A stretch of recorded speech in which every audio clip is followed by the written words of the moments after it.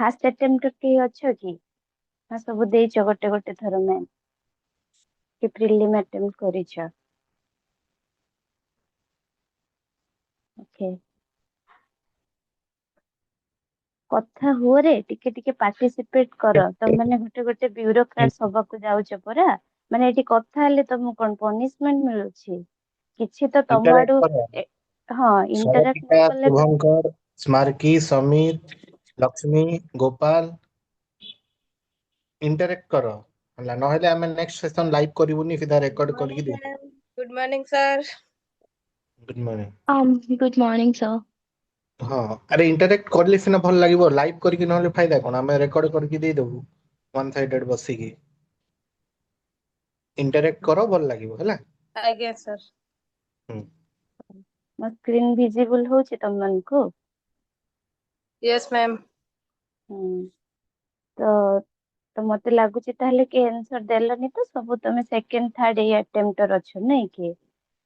ତ ପଲିଟି ତମମାନଙ୍କ ହିସାବରେ polity question କୁ ତମମାନେ ଯାହାବି ଦେଖିଲି ରେଜଲ୍ଟ ସବୁ କେତେ ଜଣଙ୍କୁ ଛାଡିଲେ ଭାବେ ସମସ୍ତେ କୁହନ୍ତି କି ପଲିଟି ସମସ୍ତଙ୍କର ଷ୍ଟ୍ରଙ୍ଗ ଜନ୍, ହେଲେ ତମମାନେ ଗୋଟେ କମନ କଣ କରୁଛ ମାନେ ଓଭରୱେଲ୍ମ ହେଇଯାଉଛ କି ଜଜମେଣ୍ଟ ତମମାନଙ୍କର ଠିକ ରହୁନି, ରଙ୍ଗ ବହୁତ ଆଟେମ୍ପ୍ଟ ନଉଛ ସବୁ। ଏଇ ମାନେ ଏଇ ହେବିଟ ପକାଅନି, ଠିକ ଅଛି ଏଟା ପ୍ରାକ୍ଟିସ ସେସନ, କିନ୍ତୁ ଏଇଠୁ ବି ସେଇ ହେବିଟ କର କି ଡେଭଲପ କର ଡେ ୱାନ୍ ରୁ କି ନାଇଁ ଯୋଉଟା ମତେ 50-50 ଆସୁଛି ମୁଁ ସେଇଟାକୁ ହିଁ ଆଟେମ୍ପ୍ଟ ନେବି, ନା କି ମୁଁ ସବୁ ଜିନିଷକୁ ଆଟେମ୍ପ୍ଟ ନେଇଯିବି ଆଉ ଯେତିକି ମୋର ମାନେ ଠିକ ହଉନି ପିଲାମାନଙ୍କର ତାଠୁ ବେଶୀ ରଙ୍ଗ ହେଇଯାଉଛି। ଏଇ ହେବିଟ ଡେ ୱାନ୍ ରୁ କମ କର, ନହେଲେ ତମମାନେ ହିଁ ପରେ ପସ୍ତେଇବ ହେଲା। ତ ପଲିଟି ଯଦି ଆମେ ଦେଖିବା, ତମେ ତ ସବୁ ପଢିଥିବ ପ୍ରାୟତଃ ଓପିଏସସି ୟୁପିଏସସି ପିଲାମାନଙ୍କର ପଲିଟି ହିଁ ବେଶୀ ଷ୍ଟ୍ରଙ୍ଗ ଜୋନ୍ ଥାଏ। ସମସ୍ତଙ୍କୁ ଲାଗେ ସବୁ ଆସେ, ବାକି ଯେତେବେଳେ କ୍ୱେଶ୍ଚେନ ବୁଲେଇ ଦିଏ ସମସ୍ତଙ୍କ ମୁଣ୍ଡ ସେଠି ବୁଲେଇ ଯାଏ ହେଲା। ତ ଫାଷ୍ଟ ତମର ଗୋଟେ ଦିଟା ଆପ୍ରୋଚ ଆମେ ଡିସ୍କସନ କରିବା। ପଲିଟି କହିଲା ମାନେ ତମମାନେ ତିନିଟା ଜିନିଷକୁ ସବୁବେଳେ ମାଇଣ୍ଡରେ ରଖିଥିବ।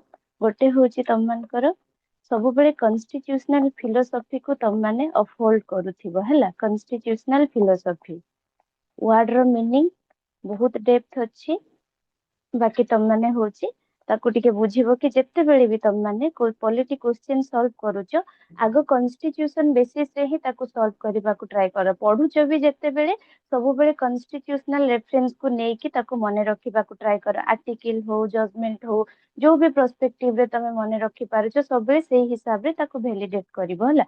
କନଷ୍ଟିଟ୍ୟୁସନାଲ ଫିଲୋସଫି ଗୋଟେ ଲିମିଟ୍ସ ଅଫ ପାୱାର କୁ ସବୁବେଳେ ସାମ୍ନାରେ ରଖୁଥିବ। ସେଥିପାଇଁ ଆମେ ଡେମୋକ୍ରାସିରେ ଯୋଉଟା କନଷ୍ଟିଟ୍ୟୁସନାଲିଜିମ ଆମେ ଗୋଟେ ଅପହୋଲ୍ଡ କରୁଛୁ, ସେଇଟା ସବୁବେଳେ ଏଇ ମାନେ ଡାଇମେନସନ କୁ ପ୍ରାୟୋରିଟି ଦଉଛି କି ଆମମାନଙ୍କ ପାଖରେ ଲିମିଟ୍ସ ଅଫ ପାୱାର ଟା ବହୁତ ଅଛି ସ୍ପେସିଫିକାଲି ଇଣ୍ଡିଆରେ ହେଲା। ଆଉ ଗୋଟେ ତମର କଣ ବାଲାନ୍ସ ବିଟୱିନ ଇନଷ୍ଟିଟ୍ୟୁସନ। ତ ଯେତେବେଳେ ବି ପଲିଟି କ୍ୱେଶ୍ଚନ ତମମାନେ ସଲ୍ଭ କରୁଛ କି ପଢୁଛ, ଏଇ ସବୁ ଆସ୍ପେକ୍ଟ କୁ ମାଇଣ୍ଡରେ ରଖିକି ପଢ, ଦେଖିବ ତମକୁ ଘୋଷିବାକୁ ପଡିବନି ଜିନିଷକୁ ନା, ତମେ ବୁଝିଯିବ। ଏଇ ତିନିଟାକୁ ଯଦି ଆହୁରି ବହୁତ ଡାଇମେନସନ ଅଛି, ଏଇ ତିନିଟା କୋ ଡାଇମେନସନ, ଏଇ ଡାଇମେନସନ କୁ ତମେ ଯେତେବେଳେ ନବ ନା, ତମେ ସବୁବେଳେ ତମ ମାଇଣ୍ଡରେ ଦେଖିବ ଆସିବ ପାର୍ଲିଆମେଣ୍ଟ ଭର୍ସେସ କନଷ୍ଟିଟ୍ୟୁସନ, ୟା ଭିତରୁ ବଡ କିଏ, ୟା ଭିତରୁ ସୁପ୍ରିମ କିଏ, ଏଇ ହିସାବରେ ତମେ ଦେଖିବ limits of power, balance between institution. ଏଇଟା ସବୁବେଳେ ତମକୁ ମାନେ କଣ କ୍ଲାରିଟି ଅଫ ଥଟ ବି ଦେଇ ଦେଇ ଚାଲିବ, ତୁମର ଭିଜନ ଟାକୁ ସେତିକି ବ୍ରଡ ବି କରିବ। ଏ ଜିନିଷକୁ ଯଦି ପ୍ରାୟୋରିଟି ଦବ ନା, ତମେ ମାନେ କ୍ୱେଶ୍ଚନ ରେ କେବେ କନଫ୍ୟୁଜନ ହବନି। ରାଇଟ ଭର୍ସେସ ଷ୍ଟେଟ, ମାନେ ଷ୍ଟେଟ ଟା ସବୁଠୁ ସୁପ୍ରିମ ରହୁଛି କି ତମମାନଙ୍କର ରାଇଟ ସବୁବେଳେ ସୁପ୍ରିମ ରହୁଛି। ଜୁଡିସିଆରୀ ଭର୍ସେସ ଲେଜିସ୍ଲେଚର ବି ସେମ ଜିନିଷ। ତମେ ଡିପିଏସପି ଫଣ୍ଡାମେଣ୍ଟାଲ ରାଇଟ ଭିତରେ ବି କମ୍ପେୟାର କର, ଦେଖିବ ସେଇ ସେମ ଆସ୍ପେକ୍ଟ ତମକୁ ମିଳିବ। ତ ପଢୁଛ ଯେତେବେଳେ ଏଇ ଡାଇମେନସନ କୁ କମ୍ପେୟାର କରି କରି ପଢ। ମୁଁ ଆଜି କ୍ୱେଶ୍ଚନ କଲା ବେଳେ ତମକୁ କହିବି, ତମେ ଏଇ କ୍ୱେଶ୍ଚନ ରୁ ବି 10 ମିନିଟ ଟାଇମ ବାହାର କରିକି କେମିତି ମେନ୍ କ୍ୱେଶ୍ଚନ କୁ ବି ତମେ ଡିକୋଡ କରିପାରିବ, ନିଜେ ନିଜକୁ କ୍ୱେଶ୍ଚନ କରିପାରିବ, ନିଜେ ନିଜେ ମେନ୍ ସବଜେକ୍ଟ ସହିତ ଇଣ୍ଟରଲିଙ୍କ କରିପାରିବ ହେଲା। ସେଇ ଆସ୍ପେକ୍ଟ ରେ ପଢି ପଢି ଚାଲ। ଏମିତି ନାହିଁ କି ଏବେଠୁ ଏକାଥରେ ପ୍ରିଲିମ ପାଇଁ ରେଡି ହଉଥିବ ଯେ ତାପରେ ମେନ୍ ଆସିଲା ବେଳକୁ ସପୋଜ ପ୍ରିଲିମ ହେଇ ବି ଗଲା, ତାପରେ ମେନ୍ ବେଳକୁ ଦୌଡୁଥିବ କଣ କରିବି, କୋଉଠି ପଢିବି, କଣ ନାହିଁ। ଏଇ ପ୍ରିଲିମ କ୍ୱେଶ୍ଚନ ଭିତରେ ବି ତମେ 3-4ଟା ମେନ୍ କ୍ୱେଶ୍ଚନ କୁ ସଲ୍ଭ କରିପାରିବ। ଠିକ ଅଛି ନ ଲେଖ ତମମାନେ, କିନ୍ତୁ ଡିକୋଡ ତ କରିପାରିବ ନା। गोटे क्वेश्चन करूच फेडरालिज्म कि सिक्युलरिज्म तमे सिक्युलरिज्म जानिचो डायरेक्ट यूसीसी सहित कनेक्टेड अछि तमे जेतले सिक्युलरिज्म पढुच निजे निजको कनेक्ट करो कि आमे जदि यूनिफॉर्म सिविल कोड आणुचो ताले सेटा कोन पूरा 100% सिक्युलरिज्म को प्रमोट करिवो ए सेंस रे एमिति ही जेतले इंटरलिंक करी कि पढिबो कि सब जिंस को निज एंड रो डिकोड करिवो क्वेश्चन करिवो गोटे होलिस्टिक अप्रोच रे तम मानकर प्रिपरेशन हे जिवो हला तो जेमिति कहली ए एस्पेक्ट हला तमे पढिला बेले पॉलिटी रे रखिबो क्वेश्चन सॉल्विंग रे मु तुमको छोट छोट 3-4टा पॉइंट ही कहि दोची क्वेश्चन सब बेले जेते क्वेश्चन पढुचो क्वेश्चन रो गोटे कोर थीम बुझिबा को ट्राई करो कोर थीम मैटर करे कोर थीम सहित तम मानकर बेसिक क्वेश्चन बुझ गोटे गोटे वर्ड र मीनिंग बुझ एटी जेमति फर्स्ट क्वेश्चन हमें देखिबा कोन देला कोर वर्ड सिविल इकोनॉमिक आउ पॉलिटिकल ताठू पूरा कोर थीम जदी हमें देखिबा ये पूरा राइट्स ऊपर हमको कहूची हैला तो बुझिबा दरकार कि सिविल राइट्स कोन इकोनॉमिक राइट्स कोन पॉलिटिकल राइट्स कोन एबेठू जदी बुझी बुझी जीवो जिंस को ना मेन भी जेते बेले आसीबो तम पॉलिटी रे एटा को ही कुआ हुए keyword civil rights economic rights political rights ए कीवर्ड जदी झुलसिथिबो ताले सेटा गोटे पॉलिटिकल पर्सपेक्टिव रे तमरो आंसर राइटिंग शो करिवो हला तो सेति पई कीवर्ड को बुझो आ कीवर्ड को इंपोर्टेंस देके तारो कोर थीम ता सब बेले बुझिबा को ट्राई करो हला फर्स्ट एस्पेक्ट तो हला बुझबा देन सेकंड की तमे सब बेले जहां भी क्वेश्चन सपोज तुमको आसुनी तमे बुझी पारुना तमे सेही स्टेटमेंट को टिके रीस्टेटमेंट करिबा को ट्राई करो कि एटा जदी हेई थांता एमिति न हेइथिले कोन हेई थांता एमिति तरी तुमको जो एस्पेक्ट रे बुझा पड़िबो येस एस्पेक्ट रे जदी बुझा पडुची येस हिसाब रे आंसर बाहर करो ताको जदी रिवर्स करी कि तुमको किसी बुझा पडुची ताले रिवर्स एस्पेक्ट रे आंसर बाहर करबा को ट्राई करो हला थर्ड तमे जानिचो एलिमिनेशन टेक्निक सब बेले थाए जेमिति कि एलिमिनेशन रो ट्रिगर रो केटा वर्ड अछि जेमिति कि ऑलवेज जोठी देखिबो कैन नॉट जोठी देखिबो कि ओनली जोठी देखिबो ए स्टेटमेंट गुडा को टिके 2-3 थर पढिबो आ मैक्सिमम केस रे देखिबो 99% कि कंप्लीटली देइछि ए सब स्टेटमेंट माने डायरेक्टली एलिमिनेट हे जाय ए स्टेटमेंट जेमति कि एठी तमरो क्वेश्चन गोटे सॉल्व करला भितर देखिबो देइतो democracy always leads to disintegration नाही ऑलवेज वर्ड आसिला माने एटा केबे सब बेले ट्रू न थाए हैला कि तमे देखिथिबो parliament can not be amend basic structure एटा ना तो ए सब क्वेश्चन जदी आसिला ए सब वर्ड आसिला ए सब एलिमिनेशन रो ट्रिगर वर्ड गोटे गोटे हैला तो एटा को सब बेले माइंड रे रखिबो देन फोर्थ मु जोटा कि मो लाइफ रे प्रिपरेशन बेले भी मु यूज करिछि तमन को भी कहूची तमे जदी गोटे ऑप्शन टा कोन पई रॉन्ग हबो तार रीजन टा तमे बाहर कर देलो ना जेमिति कि हमें एठी देखो पार्लियामेंटारी डेमोक्रेसी लिबरल डेमोक्रेसी रिपब्लिकन आमे जानिछु आंसर लिबरल डेमोक्रेसी किंतु पार्लियामेंटारी डेमोक्रेसी रिपब्लिकन वेस्टमिनिस्टर टा हेलानी कोन पई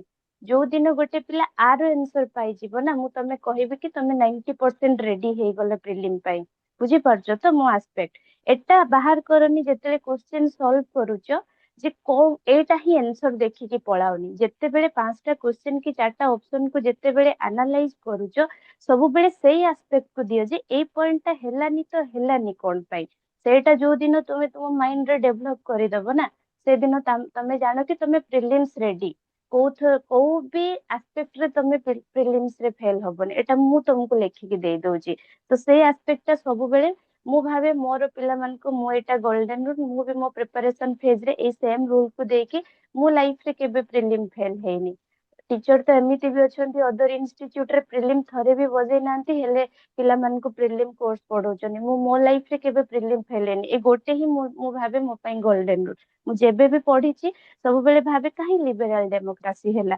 पार्लियामेंटारी डेमोक्रेसी न होबार रीजन कोन रिपब्लिकन डेमोक्रेसी न आ ए जेते बेले ताको तमे एनालाइज करिवो ना देखिवो एइथरे भी तमे बहुत सारा कांसेप्ट रो क्लैरिटी बढ़ी बढ़ी जीवो बुझी होची तो hello Yes, ma'am. Yes, Yes, हाँ ma'am. बुझी पारछो तो हाँ तो एटा एतिकी ही एस्पेक्ट सबले क्वेश्चन सॉल्व बेले माइंड रे रखिथिबो हैला एतिकी जिंस रखिले मते लागछि प्रिलिम रे आ बेसी किछ नै आउ तो फैक्चुअल तुमको मने रखिबा को ही पढिबो कांसेप्ट तो मने रखिबा को ही पढिबो तमे मेन भी देखो पिला माने कुहंती गोटे हमरो सोसाइटी रे कथा अछि कि झियो माने बहुत घोसी दियंती अरे घोसीबो कोन घोसीबाटा भी दी टाइप रो थाए मु एथरो भी पिला मन को मेन रे से सेम जिंस कहितली ना घोषिबाटा दी टाइप रो गोटे हैला तमे इंटेलेक्चुअल रोड रे घोषिबा आ जने किछि न बुझी की घोषिबो तो तमे इंटेल तो न घोषिले भी मने न रखिले भी तमे लिखिबो कोन ତମେ ପ୍ରିଲିମ ବି ଦେଖ କି ମେନ୍ ବି ଦେଖ, ତମ ପାଖରେ 64 ଟା ପେଜ ଥିବ, ତମେ ସେ ପ୍ଲେନ ପେଜ ରେ ଲେଖିବ କଣ? ଯାହା ତମ ମାଇଣ୍ଡ ରେ ଥିବ ନା। ଆଉ ମାଇଣ୍ଡ ରେ ଥିବାଟା କେତେବେଳେ ଆସିବ? ଯେତେବେଳେ ଅବଭିୟସଲି ତମେ ତାକୁ ଘୋଷିବ। ତ ଦିଟା ୱେରେ ଘୋଷିବାର ଅଛି, ବୁଝିକି ଘୋଷ, ନହେଲେ ପୁରା ଡାଇରେକ୍ଟ ଘୋଷିଦିଅ। ଆଉ ଡାଇରେକ୍ଟ ଘୋଷିବାଟା ବେଶୀ ଦିନ ପର୍ଯ୍ୟନ୍ତ ମନେ ରୁହେନି। ତମେ ଯଦି ଇଣ୍ଟେଲେକ୍ଚୁଆଲ ୱେରେ ଘୋଷୁଥିବ ତୁମ ମାଇଣ୍ଡ ରେ ବହୁତ ଦିନ ପର୍ଯ୍ୟନ୍ତ ରହିବ ହେଲା। ତ ସେମିତି କର କି ଯେ ତମେ ମାନେ ଯାହା ବି ବୁଝୁଛ ଗୋଟେ ଗୋଟେ ୱାର୍ଡ ର ମିନିଂ ବୁଝି ଯାଅ।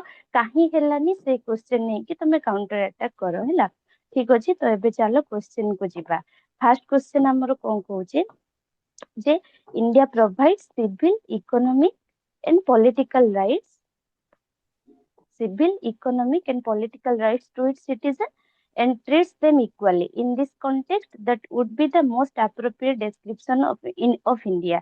तो मते कुह सिविल राइट्स, पॉलिटिकल राइट्स और इकोनॉमिक राइट्स कहले तुम माने कौन बुझुच?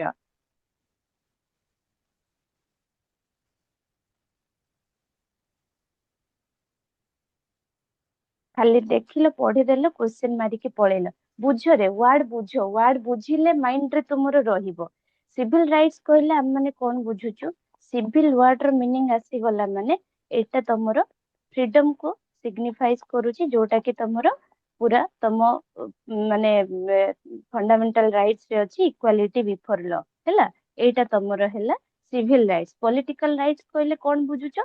जोटा कि तमे समस्त एवेल करि पारुचो, भोट दे पारिबो, कंटेस्ट इलेक्शन करि पारिबो, एटा हला तमरो political rights. Then economics rights से जेतिकी भी तमरो देखुचो वेलफेयर ओरिएंटेशन हो, जेते एससी एसटी पिला मन को रिजर्वेशन हो कि तम मन को अपॉर्चुनिटी मिलुची, इक्वल अपॉर्चुनिटी मिलुची जॉब रे हो, एटा हला तुमरो इकोनॉमिक्स राइट हैला।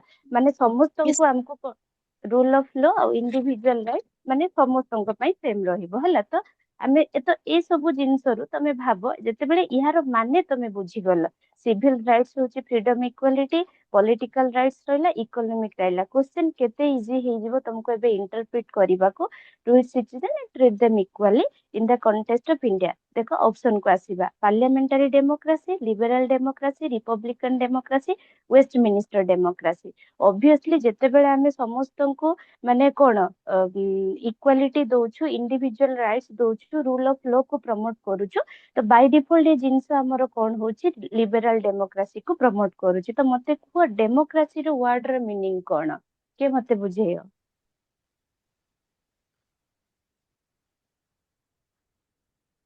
Democracy माने rule of the people.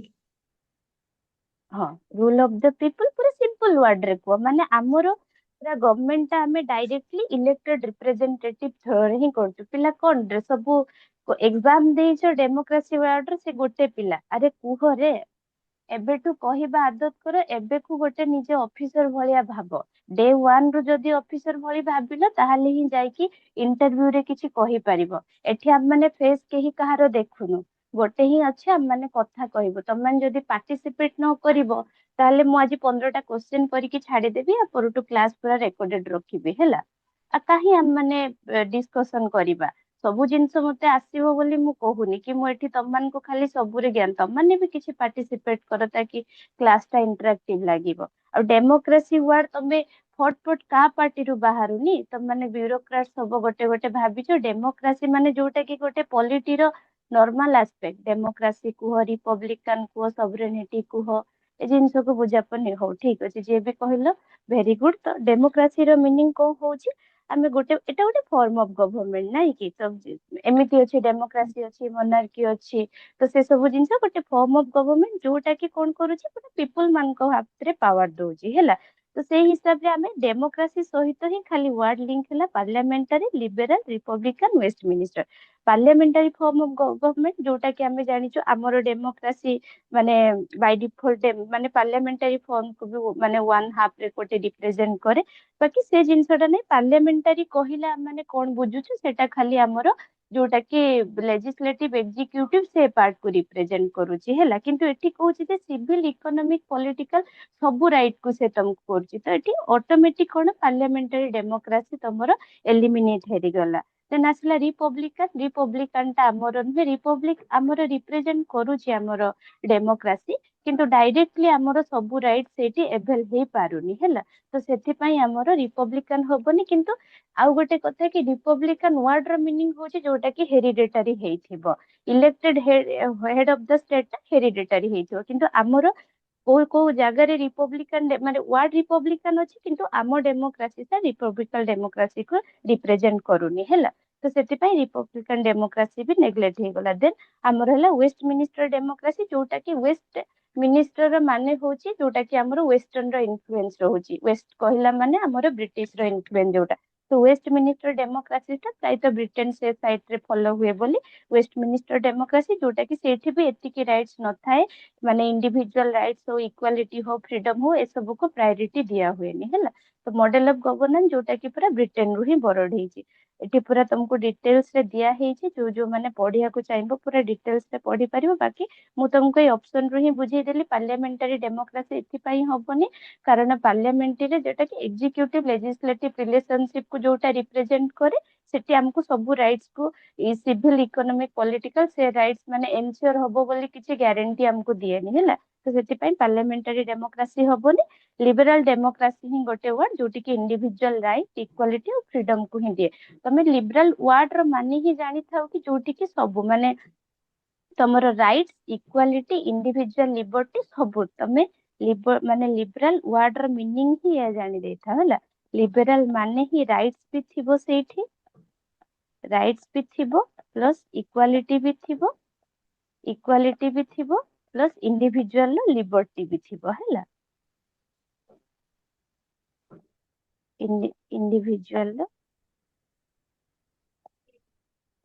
Individual liberty ବି ଥିବ ହେଲା। ମୁଁ ଏଇଠି ଟିକେ ଟିକେ ସର୍ଟ ରେ ଲେଖି ଦଉଛି, ତମେ ତମ ନୋଟ ରେ ଲେଖି ଦଉଥିବ ହେଲା। ତ ଏ ତିନିଟାକୁ ମିଶିଲେ ହିଁ ତୁମର ଗୋଟେ ଲିବରାଲ ଡେମୋକ୍ରାସି କୁ ରିପ୍ରେଜେଣ୍ଟ ହୁଏ। ଦେନ୍ ତମର ହେଲା ରିପବ୍ଲିକାନ ଡେମୋକ୍ରାସି ହବନି, ଆମର ହେରିଡେଟାରୀ ନାହିଁ। ୱାର୍ଡ ରିପବ୍ଲିକାନ ଆମ ମାନଙ୍କର ଅଛି, କିନ୍ତୁ ହେରିଡେଟାରୀ ଡେମୋକ୍ରାସି ଆମ ମାନଙ୍କର ନାହିଁ। ୱେଷ୍ଟ ମିନିଷ୍ଟର ଯୋଉଟା କି ଆମର ବ୍ରିଟେନ ରୁ ପୁରା ଇନଫ୍ଲୁଏନ୍ସ ହଉଛି। ବୁଝି ହେଲା ନା କାହାର କିଛି ଡାଉଟ ଅଛି? Yes, ma'am. Yes, ma'am. ଏଇଠି ତମମାନେ ନିଜେ ଭାବ, ଗୋଟେ କଣ୍ଟ୍ରି ଟା ତମମାନେ ମତେ ଏଠି କୁହ, ଏଇଠୁ ଆମେ କେତେଟା କ୍ୱେଶ୍ଚନ ସଲ୍ଭ କରିପାରିବୁ ଭାବ।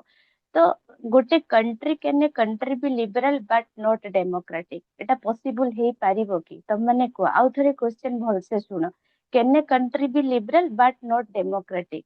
କ୍ୱେଶ୍ଚନ ପକେଇ ଦେଇପାରେ ମେନ୍ ରେ। ତମେ ପଢୁଛ ଏଇ ଆସ୍ପେକ୍ଟ, ଏଇଠି ପଢିଲ ଲିବରାଲ ଡେମୋକ୍ରାସି ପଢିଲ, ଲିବରାଲ ର ୱାର୍ଡ ଜାଣିଲ, ଡେମୋକ୍ରାସି ର ମାନେ ଜାଣିଲ। ତ ତମମାନେ ମତେ ଏବେ କୁହ କି ଗୋଟେ କଣ୍ଟ୍ରି ଟା ଲିବରାଲ ହବ ବଟ୍ ନଟ୍ ଡେମୋକ୍ରାଟିକ, ଏଟା ପସିବଲ ହେଇପାରିବ କି?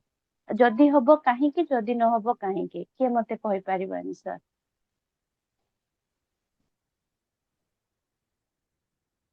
Can a country be liberal but not democratic? Possible କି?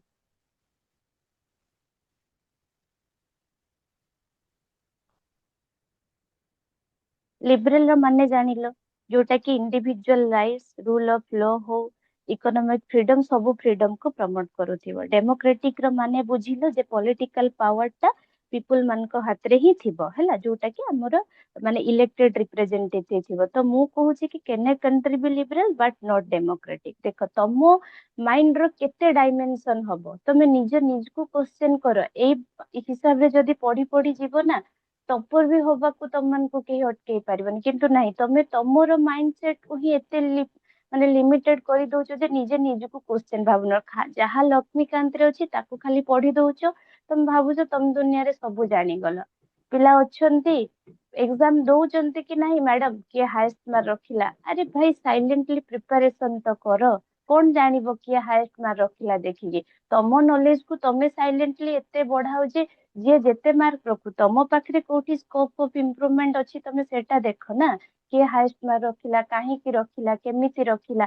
ଏ କମ୍ପାରିଜନ ଯୋଗୁ ଆଜି ଓଡିଶା ପିଲା କେବେ ବି ଟପ୍ ଲେଭେଲ ରେ ଯିବା କଥା ଭାବି ପାରୁନାହାନ୍ତି।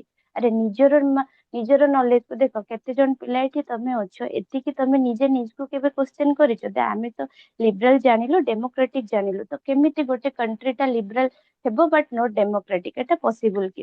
ମୁଁ ଦେଖ, ତମେ ତ କହିବନି ମୁଁ ଜାଣିଛି, ମୁଁ କହୁଛି ହେଇପାରିବ। କାହିଁ ହେଇପାରିବ? Democratic country doesn't have to be liberal all the time. I think so. ହଁ, ତ reason Ma'am, liberty basically defines कि the any absence of the restraints on the people. କିଛି ବି very good। restrictions ନଥିବ ତ ହୁଁ ଡେମୋକ୍ରାଟିକ ୱାର୍ଡ ରେ ହିଁ liberty ଟା ଇନକ୍ଲୁଡେଡ ଥିବ ବୋଲି ସେମିତି କିଛି ମାନେ ନାହିଁ because democracy represents the rule of people ତ ହୁଁ ଡଜଣ୍ଟ ମ୍ୟାଟର କି ମାନେ ଇଲେକ୍ଟେଡ ରିପ୍ରେଜେଣ୍ଟେଟିଭ ଥ୍ରୁ ରେ ହବ ବଟ ଡଜଣ୍ଟ ମ୍ୟାଟର କି ଲୋକମାନଙ୍କୁ ସବୁ ପ୍ରକାର ଲିବର୍ଟି ମିଳିବ ତ ଆଇ ଥିଙ୍କ କି ଡେମୋକ୍ରାଟି ଡଜଣ୍ଟ ଅଲୱେଜ ଇନକ୍ଲୁଡ ଲିବର୍ଟି।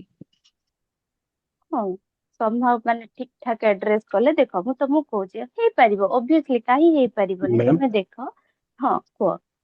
ଆମେ କହିପାରିବୁନି ମ୍ୟାମ୍ କି ଏଇଟାର ଏକ୍ସାମ୍ପଲ ଆମେ ନେଇପାରିବା ଯେବେ ୟୁଏସଏ ରେ ଯୋଉ ଇଲେକ୍ସନ ହଉଥିଲା ହୁଁ ସେଇଟା ମାନେ ପ୍ରିଭିୟସଲି ଯେତେବେଳେ ହ୍ୟୁମାନ୍ସକୁ ମାନେ ଇଏ କରାହେଇନଥିଲା ମାନେ ଇନକ୍ଲୁଡେଡ କରାହେଇନଥିଲା ଇଲେକ୍ସନ ପ୍ରୋସେସରେ ହୁଁ ତାଙ୍କେ ହୁଁ ଡେମୋକ୍ରେସି ଥିଲେ ବଟ୍ ଲିବରାଲ ନଥିଲେ କହିପାରିବା ଏଇ ଜିନିଷଟା।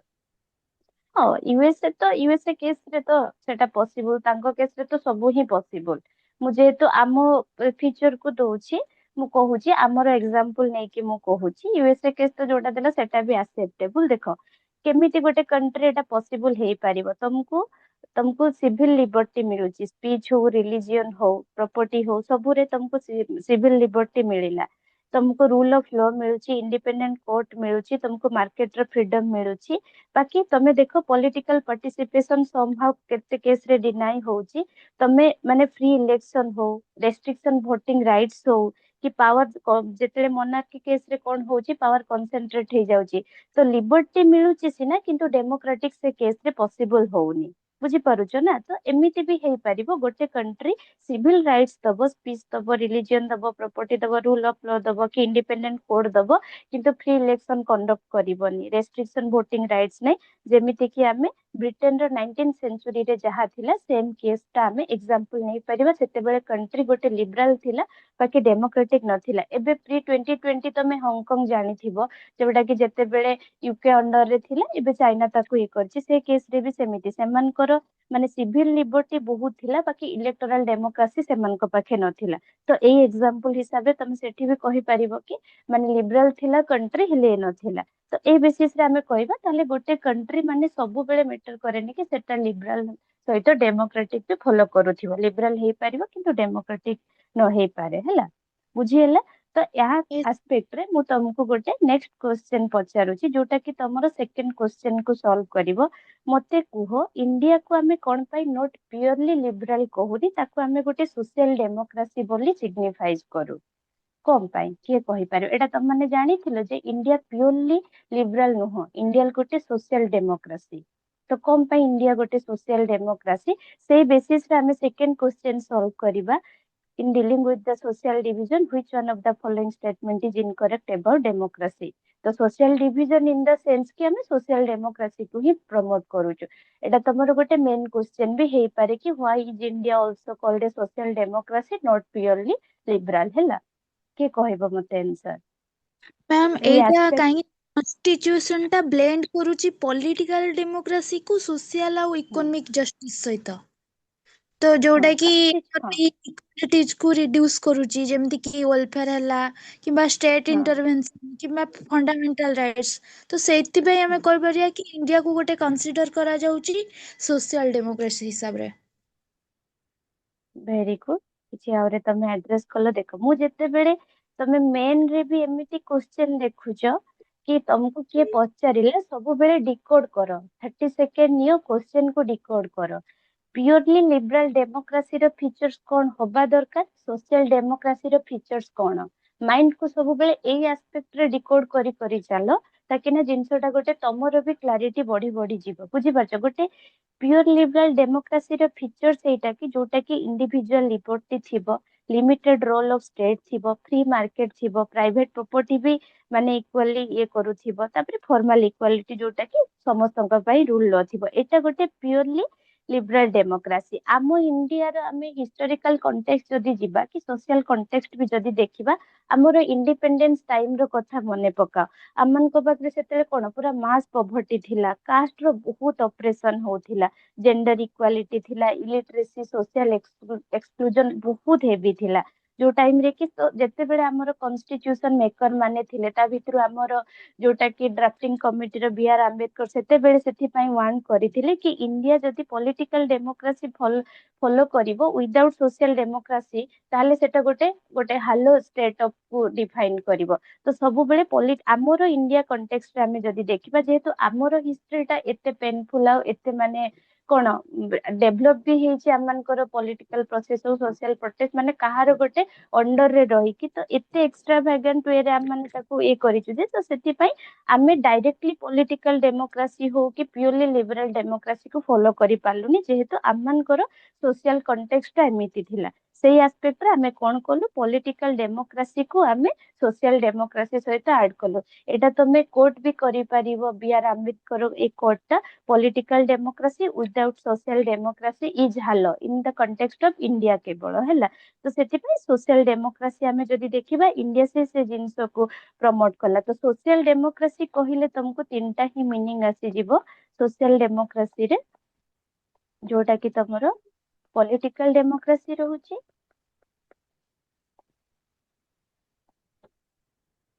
सोशल जस्टिस तुमको मिलुची। देखो ए social justice social democracy through रे सोशल जस्टिस हमको मिलिला सेति पई देखो तुमरो पेपर 2 रे तुमरो कोन माने सोशल जस्टिस रो पेपर से गोटे इंक्लूड कला। सोशल जस्टिस ता सब बेले तुमरो गवर्नेंस आ पॉलिटिक्स सहित रिलेट हेकी थाए किंतु सोसाइटी पेपर और सोशल जस्टिस पेपर दीटा अलगा पार्ट समस्त आमे ताकू सिना एक करी की पडू।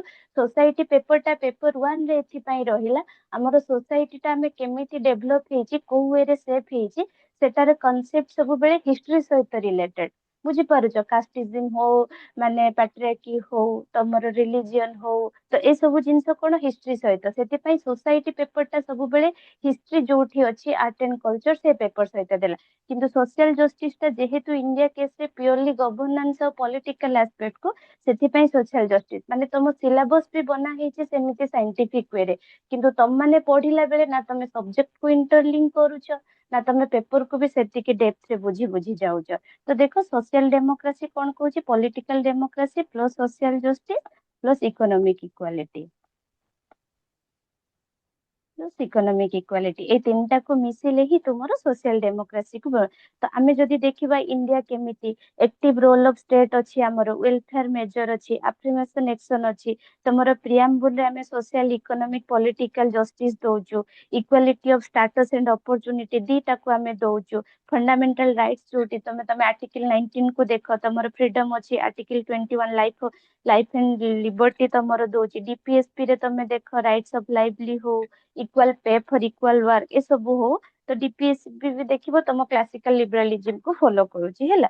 तो ए सब एस्पेक्ट रे कोन हमें कहिबा कि इंडिया टा गोटे social democracy not purely liberal democracy. तो तमे भाबो केते टाइम लागिबो एमिति गोटे क्वेश्चन पढू पढू तमे दि तीनटा क्वेश्चन ताकू जदी इंटर रिलेट करके डिकोड करला एका संगे में न लेखो तमे 5 मिनिट वेस्ट करके न लेखो किंतु तुम माइंड रे तो सब एक्सरसाइज कंडक्ट करि परिबो ना। आ पिला कहबे हम प्रिलिम पाई पढिलु हम मेन पाई पढि पारलुनी एटा पढ़ा कुहा हुएनी पढ़ा तमे इंटरलिंक करि पारुथिबो तमे गोटे क्वेश्चन रो आउ गोटे क्वेश्चन क्रिएट करि पारुथिबो एटा गोटे जनरल पिला आउ गोटे टॉपर्स मान को भितरे ही फरक ना।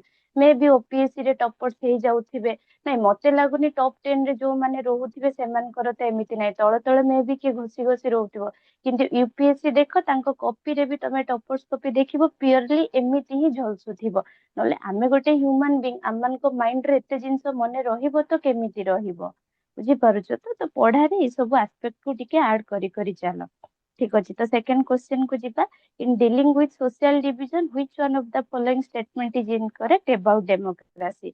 तो सब बेले कहछि पढ़िबा ऑप्शन किंतु जो ऑप्शन टा हेलानी कम पई हेलानी आमे प्योरली ता ऊपर फोकस करिबा हैला। तो फर्स्ट स्टेटमेंट को जदी आमे जिबा due to political competition in democracy social division gets reflects in politics. तमे इन जनरल भी भाबो सोशल डिवीजन आमन को को एस्पेक्ट रे अछि रिलीजन हो कास्ट हो माने ए सब एस्पेक्ट रे हमर कोन सोशल डिवीजन टा रिफ्लेक्ट्स होउची। तो जेते सोशल डिवीजन होउची तो डेमोक्रेसी माने तमरो कोन गोटे सोशल माने जो भी डिवीजन टा अछि से पॉलिटिक रे रिफ्लेक्ट्स हबो ऑब्वियसली आ सब बेले एटा नाही कि ए जिनसटा नेगेटिव कनोटेशन रे आमे देखिबा तमे भाबो तमे सोशल डिविजन को सेतिकी पॉलिटिक्स रे रिफ्लेक्ट होउची बोली आज सेटा तुमको तमे देखो आज मोहन माझी को आमे ओडिशा केस रे देखिबो कम पई आनी कि आमे ये कलु तमे सेटा मे भी गोटे पॉलिटिकली भाबो हेई पारे गोटे एससी एसटी रो लोकन को आनी कि ये कले किंतु माने समहाउ ना सेटा एसटी लोक मान को पई प्रेस्टीज बढ़ेला कि तांको लोक माने भी सेति को सेटा ए जे कोन गोटे नेले कि ना ए लोक हेई पारुची माने आम माने भी आम मान को सेतिकी ऑपरेट करि पारिबो तो सब बेले आमे नेगेटिव कनोटेशन रे नबानी कि नाही ए जिनसटा सब बेले नेगेटिव कास्टिज्म आसुची कि रिलीजियन को आमे टॉप प्रायोरिटी दउचु ता माने नाही कि जिनसटा सब बेले नेगेटिव हबो होला तो due to political competition in democracy social division get reflects obviously reflects about natural ଜିନିଷ ବି democracy people को participation ରହୁଛି ମାନେ social division ଟା ସେଠି reflects ହବ ତ first statement ଆମର correct ହେଲା in a democracy it is possible for community to voice their grievance in a peaceful manner obviously ଏ ଜିନିଷଟା ହଉଛି ଆମର election through ରେ ହଉ courts through ରେ ହଉ ଆମ ମାନଙ୍କୁ ସେଟା ମିଳୁଛି କି ଆମେ peaceful manner ରେ ଆମର voice କୁ raise କରିପାରିବା नहीं कि then democracy is the best way to accommodate social diversity obviously तो democracy रे एमिति को features अछि जोटा कि social diversity को accommodate करूची किए कहि परिबो गोटे दीटा features को democracy रो wide representation.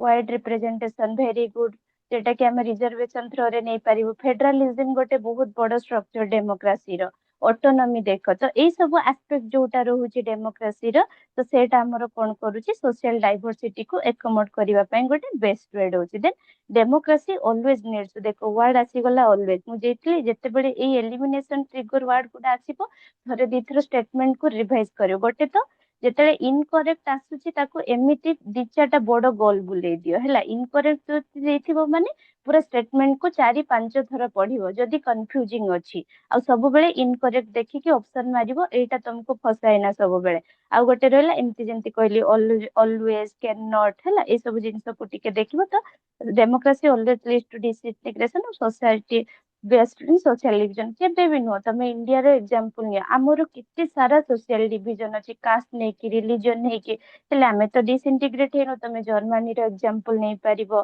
तो ए सब जिंस कोन एटा केबे भी ठीक नुह कि आउरी मु कहिबी कि डेमोक्रेसी अछि बोली हम माने हम डाइवर्सिटी को पीसफुल वे रे मैनेज करि पारुछु मोनार्की हेथांता कि से हिसाब रे हमें केबे भी सेति कि माने कोन पीसफुल वे रे मैनेज हे पारि नथांता तो ए स्टेटमेंट भूल हे गला तमरो democracy always lead to disintegration of society based on the social division हैला तो सब बेले मन रखो कि डेमोक्रेसी टा पॉलिटिक्स माने सोशल डिविजन को पॉलिटिसाइज करिवो किंतु केबे पोलराइज करिवोनी बुझी पारुछ ना मो वर्ड माने सब बेले पॉलिटिसाइज टा माने सोशल डिविजन टा पॉलिटिसाइज होबो एटा भी पॉजिटिव वे रे हे पारिबो किंतु पोलराइज जेते बेले हे जाय जिंसटा सेटा टिके बहुत माने खराब इंप्रेशन आने पोलराइजेशन माने कोन कहूची माने जेते बेले कि पूरा गोटे सोशल आइडेंटिटी को आमे सुपेरियर देखि दो आस वर्सेस देम हे जाय सोसाइटी टा तो सेते बेले कोन पोलराइज हे जाय तो सेति पई माने सोशल डिविजन टा पॉलिटिसाइज हबो माने बेस्ट वे रे किंतु सेटा केबे पोलराइज हबोनी हैला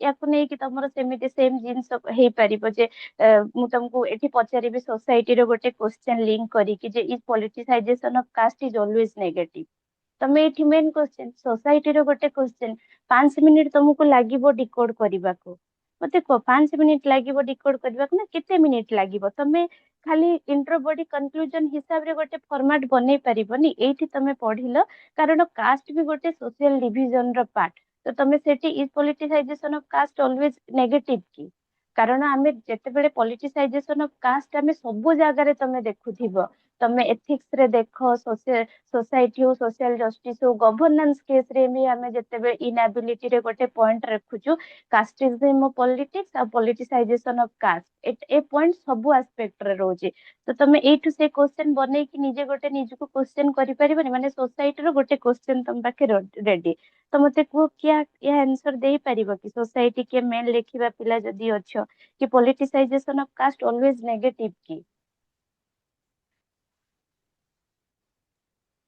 मैम आंसर होची नो मैम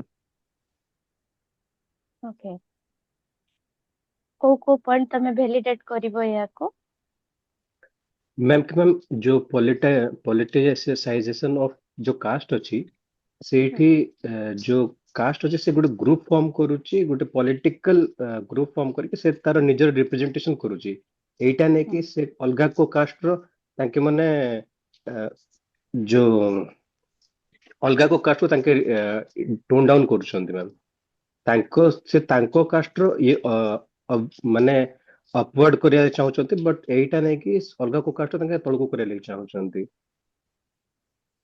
ହଉ ଠିକ ଅଛି ମାନେ ପଏଣ୍ଟରେ ଟିକେ କ୍ଲାରିଟି ରହିଲାନି ଦେଖ ପଲିଟିସାଇଜେସନ ପଜିଟିଭ ଏଟା କେବେ ବି ନାହିଁ ପଲିଟିସାଇଜେସନ ଟା ସବୁବେଳେ ନେଗେଟିଭ ହବ ଦେଖ ତମେ ଯେତେବେଳେ ପଲିଟିସାଇଜେସନ ଆମେ କାଷ୍ଟ କରୁଛେ ଭଏସ ଅଫ ମାର୍ଜିନାଲାଇଜ ଫାଷ୍ଟ ହଉଛି ନାଇଁ କି ତମେ ଦେଖ ଷ୍ଟାର୍ଟିଂ ରୁ ଦେଖ ଯେତେବେଳେ ନଥିଲା କାଷ୍ଟ ମାନେ ଆସୁନଥିଲା ସେତିକି ପଲିଟିକ୍ସ ରେ କାଷ୍ଟ ଆସୁନଥିଲା ତାଙ୍କ ଭଏସ ସେତିକି ରେଜ ହଉନଥିଲା ଯେତେବେଳେ ଆମେ ରିଜର୍ଭେସନ ଦବା ଷ୍ଟାର୍ଟ କଲୁ କି ଏସସି ଏସଟି ମାନଙ୍କୁ ପଲିଟିକ୍ସ ରେ ବି ରିଜର୍ଭେସନ ଦେଲୁ ତ ସେତେବେଳେ ତାଙ୍କର ଭଏସ ବି ସେତିକି ଆମେ ରେଜ କରିପାରିଲୁ କାରଣ ତାଙ୍କୁ କନଷ୍ଟିଟ୍ୟୁସନାଲି କ୍ଲେମ କରିବାକୁ ଗୋଟେ ବେକଅପ୍ ମିଳିଲା ହେଲା ଦେନ୍ ଡେମୋକ୍ରାଟାଇଜେସନ ଅଫ ପାୱାର ବି ହେଲା ଯୋଉଟା କି ଗାନ୍ଧିଜୀଙ୍କର ଗୋଟେ ସବୁଠୁ ବଡ ମାନେ ଭିଜନ ଆଉ ମୋଟୋ ବି ଥିଲା ଯେ ଅପର କାଷ୍ଟ ମନୋପଲି ପିଲାମାନେ ଟିକେ ରହିବ ମୋ ୱାଇଫାଇ କଟିଯିବ ବୋଧେ କରେଣ୍ଟ ପଳେଇଲା ହଉ ଯେତେ ସମୟ ହଉଛି ହଉ ତାପରେ କନେକ୍ଟ କରିବା ତ ଯେତେବେଳେ ତ ଡେମୋକ୍ରାଟିକ ପାୱାର ହେଲା ମାନେ ଅପର କାଷ୍ଟର ମନୋପଲି ଯେତେବେଳେ ଚାଲୁଥିଲା ପୁରା ଷ୍ଟେଟ ରେ କିନ୍ତୁ ଆମେ ଯେତେବେଳେ ପଲିଟିସାଇଜେସନ ଅଫ କାଷ୍ଟ କଲୁ ସେତେବେଳେ ପୁରା ପଲିଟିକାଲ ପାର୍ଟିସିପେସନ ଟା ଏକ୍ସପାଣ୍ଡ ହେଲା ସେଇ ହିସାବରେ ଆମର କଣ ଡେମୋକ୍ରାଟାଇଜେସନ ଅଫ ପାୱାର ହେଲା ସେ କାଷ୍ଟିଜିମ ମାନେ ପଲିଟିସାଇଜେସନ ଅଫ କାଷ୍ଟ ଟା ହେଲା ବୋଲି ଆମକୁ ଇକ୍ୱାଲ ରିପ୍ରେଜେଣ୍ଟେସନ ମିଳିଲା ହେଲା ଦେନ୍ ଆମର ଯେତିକି ପଲିସି ଆଉଟକମ୍ ବି ଦେଖୁଛ ସୋସିଆଲ ଜଷ୍ଟିସ ଲ ହଉ ୱେଲଫେୟାର ଟାର୍ଗେଟିଂ ହଉ କି ରିଜର୍ଭେସନ ହଉ ଏ ସବୁ ଆମର ପଲିଟିସାଇଜେସନ ଅଫ କାଷ୍ଟ ହେଲା ବୋଲି ଏ ଜିନିଷର ସେତିକି ପ୍ରାୟୋରିଟି ବଢିଲା ହେଲା ଆଉ କେତେବେଳେ ଏଇ ଜିନିଷଟା ପଲିଟିସାଇଜେସନ ଅଫ କାଷ୍ଟ ଟା ନେଗେଟିଭ ବି ହେଇଯାଉଛି କେତେବେଳେ ନେଗେଟିଭ ହଉଛି ଯେତେବେଳେ ଆମେ ୟାକୁ ଡାଇରେକ୍ଟ ଭୋଟ ବ୍ୟାଙ୍କ ପଲିଟିକ୍ସ ସହିତ ଇଣ୍ଟରଲିଙ୍କ କରୁଛୁ ତ ଭୋଟ ବ୍ୟାଙ୍କ ପଲିଟିକ୍ସ ତମେ ଜାଣିଛ ଏଟା ଗୋଟେ ପୁରା ଡାଇରେକ୍ଟ କିୱାର୍ଡ ତମର ନେଗେଟିଭ ଆସ୍ପେକ୍ଟ ରେ ଯିବ ମାନେ ଖାଲି ମାନେ ମାନେ ଜେନୁଇନ ଏମ୍ପାୱାରମେଣ୍ଟ କିଛି ନାହିଁ ଖାଲି ଆମେ ପଲିଟିକାଲ ଗେନ୍ ପାଇଁ ଆମେ କାଷ୍ଟ କୁ ୟୁଜ କରୁଛୁ ଦେନ୍ ପୋଲାରାଇଜେସନ ଆଉ ଏକ୍ସକ୍ଲୁଜନ ମୁଁ ଯେମିତି କହିଲି କି ତମର ଆସ୍ ଭର୍ସେସ ଦେମ୍ କରିଦଉଛୁ ଆମେ ମାନେ ନାହିଁ କି ମାନେ ଖାଲି କାଷ୍ଟ ଆଇଡେଣ୍ଟିଟି କରୁଛୁ ଆଉ ସେ କାଷ୍ଟ କୁ ପୁରା ଟପ୍ ପ୍ରାୟୋରିଟି ଦେଇ ଦେଇ ଚାଲୁଛୁ ଆଉ ମାନେ ମେରିଟ କୁ ଆମେ ପ୍ରାୟୋରିଟି ନ ଦେଇକି ଆମେ ସବୁବେଳେ କାଷ୍ଟିଜିମ କୁ ପ୍ରମୋଟ କରୁଛୁ ତ ଏଇ କେସ୍ ଯେତେବେଳେ ଆସିବ ଏଟା ଗୋଟେ କଣ କରିବ ମାନେ ହୋଲିଷ୍ଟିକ ଆପ୍ରୋଚ ରେ ଗୋଟେ ସୋସିଆଲ ଫ୍ରାଗମେଣ୍ଟେସନ କୁ ରିଇନଫୋର୍ସ କରିବ ନାଇଁ କି ତ ସେଥିପାଇଁ ଏ କେସ୍ ଯେତେବେଳେ ଆସୁଛି ସେତେବେଳେ ପଲିଟିସାଇଜେସନ ଟା ନେଗେଟିଭ ହେଇଯାଉଛି କିନ୍ତୁ ଆମର ଇଣ୍ଡିଆ କେସରେ ଆମେ ଯଦି ଗୋଟେ ବାଲାନ୍ସ ଭ୍ୟୁ ଦେଖିବା ଆମେ ମାନେ ଏମ୍ପାୱାର କରୁଛୁ ଓବିସି ମାନଙ୍କୁ ଏସସି ଏସଟି ମାନଙ୍କୁ ନାଇଁ କି ଆମମାନେ ଦେଖିବ ତମ କୋଆଲିସନ ଗଭର୍ଣ୍ଣମେଣ୍ଟ ବି ସେଥିପାଇଁ ସଷ୍ଟେନ ହେଇପାରୁଛି ନା କାଷ୍ଟିଜିମ ପଲିଟିକ୍ସ ରେ ଗୋଟେ କୋଆଲିସନ ଗଭର୍ଣ୍ଣମେଣ୍ଟ କୁ ତମେ ଏଜ ଏକ୍ସାମ୍ପଲ ବି ନେଇପାରିବ ହେଲା ତ ଏଇ ସବୁ କେସରେ ଯଦି ଦେଖିବ ଏମିତି ତମେ ଇଣ୍ଟର ବଡି କନକ୍ଲୁଜନ କିନ୍ତୁ ଏମିତି ଯେତେବେଳେ ତମ ପାଖରେ ମେନ ରେ କ୍ୱେଶ୍ଚେନ ଆସିବ ସବୁବେଳେ ଗୋଟେ ବାଲାନ୍ସ ଭ୍ୟୁ ରଖିବ ନାଇଁ କି ପୁରା ଏକ୍ସଟ୍ରିମ ପଳେଇବ ଠିକ ଅଛି ତମମାନଙ୍କ ଭିତରେ ଫିଲିଙ୍ଗସ ଆଉ ଚିନ୍ତାଧାରା ଥିବ କିନ୍ତୁ ଏଜ ଏ ବ୍ୟୁରୋକ୍ରାଟ ସବୁବେଳେ ଗୋଟେ ବାଲାନ୍ସ ଭ୍ୟୁ ରଖି ରଖି ଚାଲିବ ହେଲା ତମର ଏନ୍ସର ରାଇଟିଂ ବି ଗୋଟେ ବାଲାନ୍ସ ଆପ୍ରୋଚ ରେ ରିଫ୍ଲେକ୍ଟ ହଉଥିବା ଦରକାର କ୍ୱେଶ୍ଚେନ ସେ ଯେତେ ବି ନେଗେଟିଭ ରେ ପଚାରିଥାଉ ତମ ଆନ୍ସର ରାଇଟିଂ ସେମିତି ହବା ଦରକାର ଠିକ ଅଛି ବୁଝି ହେଲା ବୁଝିପାରୁଛ ତ Ma'am, ପିଲେ I have a ହଁ question. ହଁ ମ୍ୟାମ୍ ଏଇ ଯୋଉ ରିସେଣ୍ଟ ରିଜର୍ଭେସନକୁ ନେଇକି ପ୍ରୋଟେଷ୍ଟ ହେଇଥିଲା ତ ମ୍ୟାମ୍ ହଁ ହଁ ଏଇଟା ବି ଗୋଟେ ନେଗେଟିଭ ଆସ୍ପେକ୍ଟ ଆମେ କହିପାରିବା ପଲିଟିସାଇଜେସନ ଅଫ କାଷ୍ଟର କି କିଛି ପର୍ଟିକୁଲାର ଗ୍ରୁପ ଅଫ ପିପଲକୁ ହିଁ ଓଭର ରିଜର୍ଭେସନ ପ୍ରୋଭାଇଡ କରାହଉଛି ଯୋଉଟା କି which is ଏବେ not ଯୋଉଟା ଓଡିଶା ଆସ୍ପେକ୍ଟ ରେ କହୁଛୁ ଯୋଉଟା ଓବିସି ଦେଇଦେଲା କି ତମେ ଯୋଉ କାଷ୍ଟ ବେସ୍ଡ ର ଆମର ଇଏ କରାହଉଛି ସେନ୍ସସ ବନାହଉଛି ନା କୋଉ ରିଜର୍ଭେସନ କହିଲ ପର୍ଟିକୁଲାରଲି ମ୍ୟାମ୍ ସେଣ୍ଟ୍ରାଲ ଲେଭେଲରେ ଏବେ ଯୋଉ ସୁପ୍ରିମ କୋର୍ଟ ଯୋଉଟା ଉପରେ ଷ୍ଟେ ଲଗେଇଲା ହଁ ହଁ ହଁ ନା ସେଇଟା ତ ଆକ୍ଚୁଆଲିରେ ସେଇଟା ତ ପୁରା ପଲିଟିକ୍ସ ଥିଲା ନା ଯୋଉ ୟୁଜିସି ର ତମର ଇଏ ଥିଲା ତ ଯୋଉଟା ଷ୍ଟେ କରେଇଦେଲା ଏବେ yes ରିସେଣ୍ଟଲି yes ma'am ହଁ yes ହଁ ma'am ସେଇଟା ତ ଆକ୍ଚୁଆଲି ସେଇଟା ସେତିକି ମାନେ ଇକ୍ୱାଲ ରିପ୍ରେଜେଣ୍ଟେସନ କୁ ପ୍ରମୋଟ କରୁନଥିଲା ଦେଖ ପଲିଟିକ୍ସ ମାନେ ଆମକୁ କନଷ୍ଟିଟ୍ୟୁସନାଲି ଗୋଟେ ବେକଅପ୍ ମିଳିଛି କିନ୍ତୁ ପଲିଟିକାଲ ୱେ ରେ ତାକୁ କେତେବେଳେ ପଜିଟିଭ ଆସ୍ପେକ୍ଟ ରେ ବି ୟୁଜ କରୁଛନ୍ତି, ତାକୁ ତାଙ୍କର ମାନେ ଯେଟା ମୁଁ କହିଲି ନା ଭୋଟ ବ୍ୟାଙ୍କ ପଲିଟିକ୍ସ ହିସାବରେ ବି କେତେବେଳେ ୟୁଜ କରୁଛନ୍ତି। ସେଟା ପିଓରଲି ପୁରା ସେମାନଙ୍କର ପଲିଟିକାଲ ଇଏ ଥିଲା, ସେଥିପାଇଁ ତ ସୁପ୍ରିମକୋର୍ଟ ତାକୁ ବ୍ୟାନ୍ କରିଦେଲା ନା। କିନ୍ତୁ ତାଙ୍କ ପଏଣ୍ଟ ଅଫ ଭ୍ୟୁ ରୁ ଯଦି ଦେଖିବ, ସେମାନେ କିଛି ବି ଗୋଟେ ଡେଭଲପମେଣ୍ଟ ପର୍ପୋଜ ର ହଉ କି ରିପ୍ରେଜେଣ୍ଟେସନ ପର୍ପୋଜ ରେ ଦେଇକି ସେମାନେ ସେ ବିଲ୍ ପାସ୍ କରିବାକୁ, କିନ୍ତୁ ଯେହେତୁ ସେଟା ସେତିକି ଡିସ୍କ୍ରିମିନେଟରୀ ଥିଲା, ତାକୁ ସୁପ୍ରିମକୋର୍ଟ ମାନେ ଷ୍ଟେ ହିଁ ଲଗେଇଦେଲା ନା। ଇକ୍ୱାଲ ରିପ୍ରେଜେଣ୍ଟେସନ ହଉ ହିଁ ନଥିଲା ସେ ଜିନିଷଟା ହେଲା। ତ ଠିକ ଅଛି ସେଇଟା। ଏଇଠି ମୁଁ କହୁଛି ପରା ପ୍ରାକ୍ଟିକାଲି ଜିନିଷଟା ଯେତେବେଳେ ନେଗେଟିଭ ଭୋଟ ବ୍ୟାଙ୍କ ପଲିଟିକ୍ସ କି ଯେତେବେଳେ ଆସ୍ ଭର୍ସେସ ଦେମ୍ ହେଇଯାଏ ନା ସେ କେସେସରେ ସେ ଜିନିଷ, କିନ୍ତୁ ତାଙ୍କ ପଲିଟିକ୍ସ ବି ଚାଲିଛି। ସେଥିପାଇଁ ତମେ ଭାବ ମାଇନରିଟି ଯଦି ନ ରହିବେ, ସମସ୍ତେ ପୁରା ସେତିକି ଡେଭଲପ ହେଇଯିବେ, ସେମାନେ କାହାକୁ ନେଇକି ପଲିଟିକ୍ସ କରିବେ? ସେମାନେ ଯଦି କାଷ୍ଟ, ତ ସେମାନେ ବି ତାଙ୍କର ମାନେ କଣ କିଛିଟା ଥାଏ ପଲିଟିକ୍ସ ସେଇ ଆସ୍ପେକ୍ଟ ରେ କି ସେମାନେ ଜାଣି ଶୁଣି କିଛି ସେକ୍ସନ କୁ ମାର୍ଜିନାଲାଇଜ ରଖନ୍ତି, ସେମାନେ ଜାଣି ଶୁଣିକି କିଛିଟା କେସ ରେ କାଷ୍ଟିଜିମ କୁ ପ୍ରମୋଟ କରନ୍ତି। କଣ କରିବା କୁହ, ପଲିଟିକ୍ସ ତ ପଲିଟିକ୍ସ ଆଉ, ହେଲା ବୁଝି ହେଲା। Yes, ma'am. Thank you. ହଁ, ତ ତାପରେ ଯିବା 3 ନମ୍ବର କ୍ୱେଶ୍ଚେନ। ଇନ ଦ ଇଣ୍ଡିଆନ କନଷ୍ଟିଟ୍ୟୁସନାଲ ସ୍କିମ୍ ସିକ୍ୟୁଲାରିଜମ ମିନ୍ସ, କିଏ କହିବ ମତେ ସିକ୍ୟୁଲାରିଜମ ୱାର୍ଡ ର ମିନିଂ ଖାଲି କହିଦିଅ ମତେ। ମ୍ୟାମ୍ ଷ୍ଟେଟ ର କିଛି ଇଣ୍ଟରଭେନସନ ରହିବନି ମାନେ ରିଲିଜିୟସ ଇନଷ୍ଟିଟ୍ୟୁସନ କ୍ଷେତ୍ରରେ? ହଁ, ମାନେ ଯଦି ଆମେ ସିଙ୍ଗଲ ୱାର୍ଡ ରେ କହିବା, ଷ୍ଟେଟ ଟା neither religious nor anti religious, ଏଇ ଦିଟା ୱାର୍ଡ ୟୁଜ କରିବ। Neither religious nor anti religious, এটা ଟ୍ରିଟ করে ଅଲ ରିଲିଜିୟନ ଇକ୍ୱାଲି ହେଲା। ତ ସେଇଟା ସେ କଣ କହୁଛି, Indian constitutional scheme the state is neither anti god nor pro Garh. Obviously ଏ ଜିନିଷ ଷ୍ଟେଟମେଣ୍ଟ ପୁରା ଠିକ ଅଛି, ମାନେ ସବୁବେଳେ ମନେ ରଖିବା ଆମେ ପୁରା ପ୍ରିନ୍ସିପଲ୍ଡ ଡିଷ୍ଟାନ୍ସ ମେଣ୍ଟେନ କରୁ, ଷ୍ଟ୍ରିକ୍ଟ ସେପାରେସନ ନାହିଁ। ଆଉ ୟୁଏସ ରେ ସେଇଟା ଷ୍ଟ୍ରିକ୍ଟ ସେପାରେସନ, କିନ୍ତୁ ଆମେ ଗୋଟେ ପ୍ରିନ୍ସିପଲ ଡିଷ୍ଟାନ୍ସ ମେଣ୍ଟେନ କରୁଛୁ। ଏଥିପାଇଁ କି ମୁଁ ଯେମିତି କହିଲି କି ଆମମାନଙ୍କର ହିଷ୍ଟୋରିକାଲି ହିଁ ଇନଫ୍ଲୁଏନ୍ସ ଏ ଜିନିଷରେ ଅଛି, ତ ଆମେ ଷ୍ଟ୍ରିକ୍ଟ ସେପାରେସନ କେବେ କରିପାରିବୁନି, ଆମେ ପୁରା ପ୍ରିନ୍ସିପଲ ଡିଷ୍ଟାନ୍ସ ମେଣ୍ଟେନ କରୁଛି। ତ ଇଣ୍ଡିଆ କେସ ରେ କଣ, state is neither anti god ନର ହଉଛି ପ୍ରୋ ଗଡ, ଏଇଟା ପୁରା ଠିକ ଅଛି। Then the secular nature of a society does not make it a atheist society। obviously ମାନେ secular means ନୁହେଁ କି atheist, ଏଟା citizen both religious ବି ହେଇପାରିବେ, ସେଟା କିଛି ପ୍ରୋବ୍ଲେମ ନାହିଁ ହେଲା। ତ ଏଇ କେସ ରେ ଯଦି ଦେଖିବା ଦିଟା ଆମର କେସ୍ ହଉଛି ରହୁଛି। ତ ଇଣ୍ଡିଆନ ସିକ୍ୟୁଲାରିଜିମ ଯଦି ଦେଖିବା ଏଟା ଗୋଟେ ପଜିଟିଭ ସିକ୍ୟୁଲାରିଜିମ ରେ ଯାଉଛି, କିନ୍ତୁ ୱେଷ୍ଟର୍ନ ସିକ୍ୟୁଲାରିଜିମ ଯଦି ଦେଖିବା ସେଟା ମାନେ somehow ନେଗେଟିଭ ଆଉ ପୁରା ଷ୍ଟ୍ରିକ୍ଟ ସେପାରେସନ କୁ ପ୍ରମୋଟ କରୁଛନ୍ତି ହେଲା। ତ ମତେ ଏଇଠି କୁହ, ତମର ୟୁସିସି ଯଦି ଆମେ ଆଣିବା, ସେଟା ଗୋଟେ anti secular uniform civil code ର ଆଇଡିଆ ସମସ୍ତଙ୍କୁ ଅଛି ତ? Yes ma'am. ହଁ, ତ ୟୁସିସି ଯଦି ଆମେ ଆଣୁଛୁ, UCC uniform civil code is anti secular ହବ କି? ତମ ହିସାବରେ ତମେ କଣ କହୁଛ?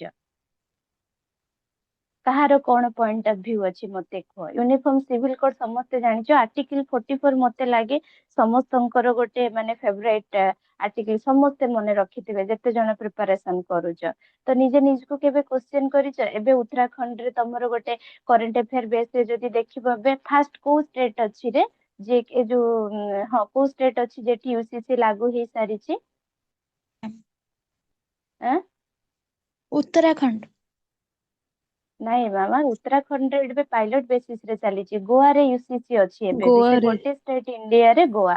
ପାଠ ପଢୁନ କେହି, ଏଇଭଳିଆ ତ ଫ୍ୟାକ୍ଚୁଆଲ କହିବ। ତାପରେ ଓପିଏସସି ଏସଏସସି ବେସ ର କ୍ୱେଶ୍ଚନ ପଚାରୁଛି। ଆରେ ଭାଇ ତମ ଏଇଟା ତ ତମେ ୟୁସିସି ଆସିଲେ ତମେ ଏଇଟା ତ ମେନ୍ ଆନ୍ସର ରେ ବି ଲେଖିପାରିବ ନା। ଗୋଆ ଗୋଟେ ଷ୍ଟେଟ ଯୋଉଟା ୟୁସିସି ଲାଗୁ ଅଛି। ଏବେ ପାଇଲଟ ବେସିସ ରେ ଉତ୍ତରାଖଣ୍ଡରେ ପ୍ରୋଜେକ୍ଟ ଚଲା ହେଇଛି। ଯଦି ସେଇଠି ସେଟା ହେଲା, ଦେନ୍ ବିଜେପି ଗଭର୍ଣ୍ଣମେଣ୍ଟ ଥିଲା ଭିତରେ ତାର ତ ଆଜେଣ୍ଡାରେ ବି ମୁଁ ତମକୁ କହୁଛି, ତମେ ସେଟା ମେନସନ କରିବନି ରେ କୋଉ ଗଭର୍ଣ୍ଣମେଣ୍ଟ କୁ, ତ ତାର ଆଜେଣ୍ଡା ହିଁ ସେ ୟୁସିସି ଲାଗୁ କରିବ। ତ ତ ଏବେ ଉତ୍ତରାଖଣ୍ଡରେ ପାଇଲଟ ବେସିସ ରେ ସେଠି ହେଇଯିବ ଅବଭିୟସଲି, କାରଣ ଉତ୍ତରାଖଣ୍ଡରେ ହିନ୍ଦୁ ପପୁଲେସନ ସେତିକି ଷ୍ଟ୍ରଙ୍ଗ ଅଛନ୍ତି, ତ ସେଇ କେସ ରେ ହେଇ ହିଁ ଯିବ। ତ ଏବେ ଯଦି ସେଠି ସକ୍ସେସଫୁଲ ହେଲା, ସେ ଟ୍ରାଏ କରିବ ପୁରା ପ୍ୟାନ ଇଣ୍ଡିଆ ବେସିସ ରେ ସେଟା ଆଣିବାକୁ। ତ ତମେ ଏଜ ଏ ବ୍ୟୁରୋକ୍ରାଟ, କାଲି ତମେ ଅଫିସର ହବ, ତମେ କିଏ ତମ ଭିତରୁ କିଏ ୟୁପିଏସସି ବି ପ୍ରିପେୟାର କରିବ, ତମ ନିଜର ଗୋଟେ ଚିନ୍ତାଧାରା ତମେ ଡେଭଲପ କର ନା। ଯଦି ୟୁସିସି ଟା ଆସୁଛି, ସେଟା କଣ ଆଣ୍ଟି ସିକ୍ୟୁଲାର ହବ କି? କାରଣ ବହୁତ ଜଣ ସେୟା କହିକି ଆଜି ପର୍ଯ୍ୟନ୍ତ ୟୁସିସି ଆଣିବାକୁ ଦେଇନାହାନ୍ତି କି ସେଟା ଆଣ୍ଟି ସିକ୍ୟୁଲାର, କେବଳ ହିନ୍ଦୁ ରିଲିଜିୟନ କୁ ପ୍ରୋଟେଷ୍ଟ କରିବ। ଆଚ୍ଛା, ତମେ ଏଟା ଜାଣିଛ କି ଆମେ ଯୋଉ ଏଟା ପଢିଲୁ ସିକ୍ୟୁଲାର କେସ ରେ, एपर्यंत आमर स्टेट सब टेम्पल को एडमिनिस्टर करे किंतु मॉस्क को केबे भी स्टेट एडमिनिस्टर करेनी एटा जानिथिल तम माने तो कौन पाई तो एटा भी गोटे क्वेश्चन आसी पारे कि एटा तुमको क्वेश्चन भी आसी पारे why does the state manage temple administration but not mosque तमे बे वक्फ बोर्ड विषय रे जानिथिबो जोटा कि माने स्ट्राइक डाउन कर देला गवर्नमेंट तमे जानिछ पूरा मॉस्क ता वक्फ बोर्ड अंडर रे आसे किंतु जेतिके टेम्पल अछि सेटा सब हमर स्टेट मैनेज करे माने हमर सेंटर रु ही सब मैनेज हुए जेतिके भी टेम्पल एडमिनिस्ट्रेशन अछि तो ए सारा जिनस ए होराइजन जेते तमे ब्रॉड करिवो सिना ता सहित 10टा जिनस तमे जानिबा तमे ए छोट छोट लिमिटेड हे कि रहले केमिति हबो तो मते को काई तो एठी तमे दीटा क्वेश्चन को तमे नै पारिबो मु तुमको यूसीसी जेतेले कहिले तमे भाबो एटा भी गोटे क्वेश्चन को स्टेट काहे तमे वक्फ बोर्ड आसिला सेते बेले ही निजे जिनस जानिबा कि वक्फ बोर्ड ता कोन पई आसीची कोन पई मॉस्क को वक्फ बोर्ड करूची स्टेट काई करूनी किंतु सब टेम्पल रो एडमिनिस्ट्रेशन को स्टेट मैनेज करूची केबे निजे निजे जिनसर क्लारिटी भाबिच नाइ से सब पाठ पढ़ियार नाइ ହେଲା हो तो मते आगे फास्ट क्वेश्चन के एड्रेस करि परिबे is uniform civil code anti secular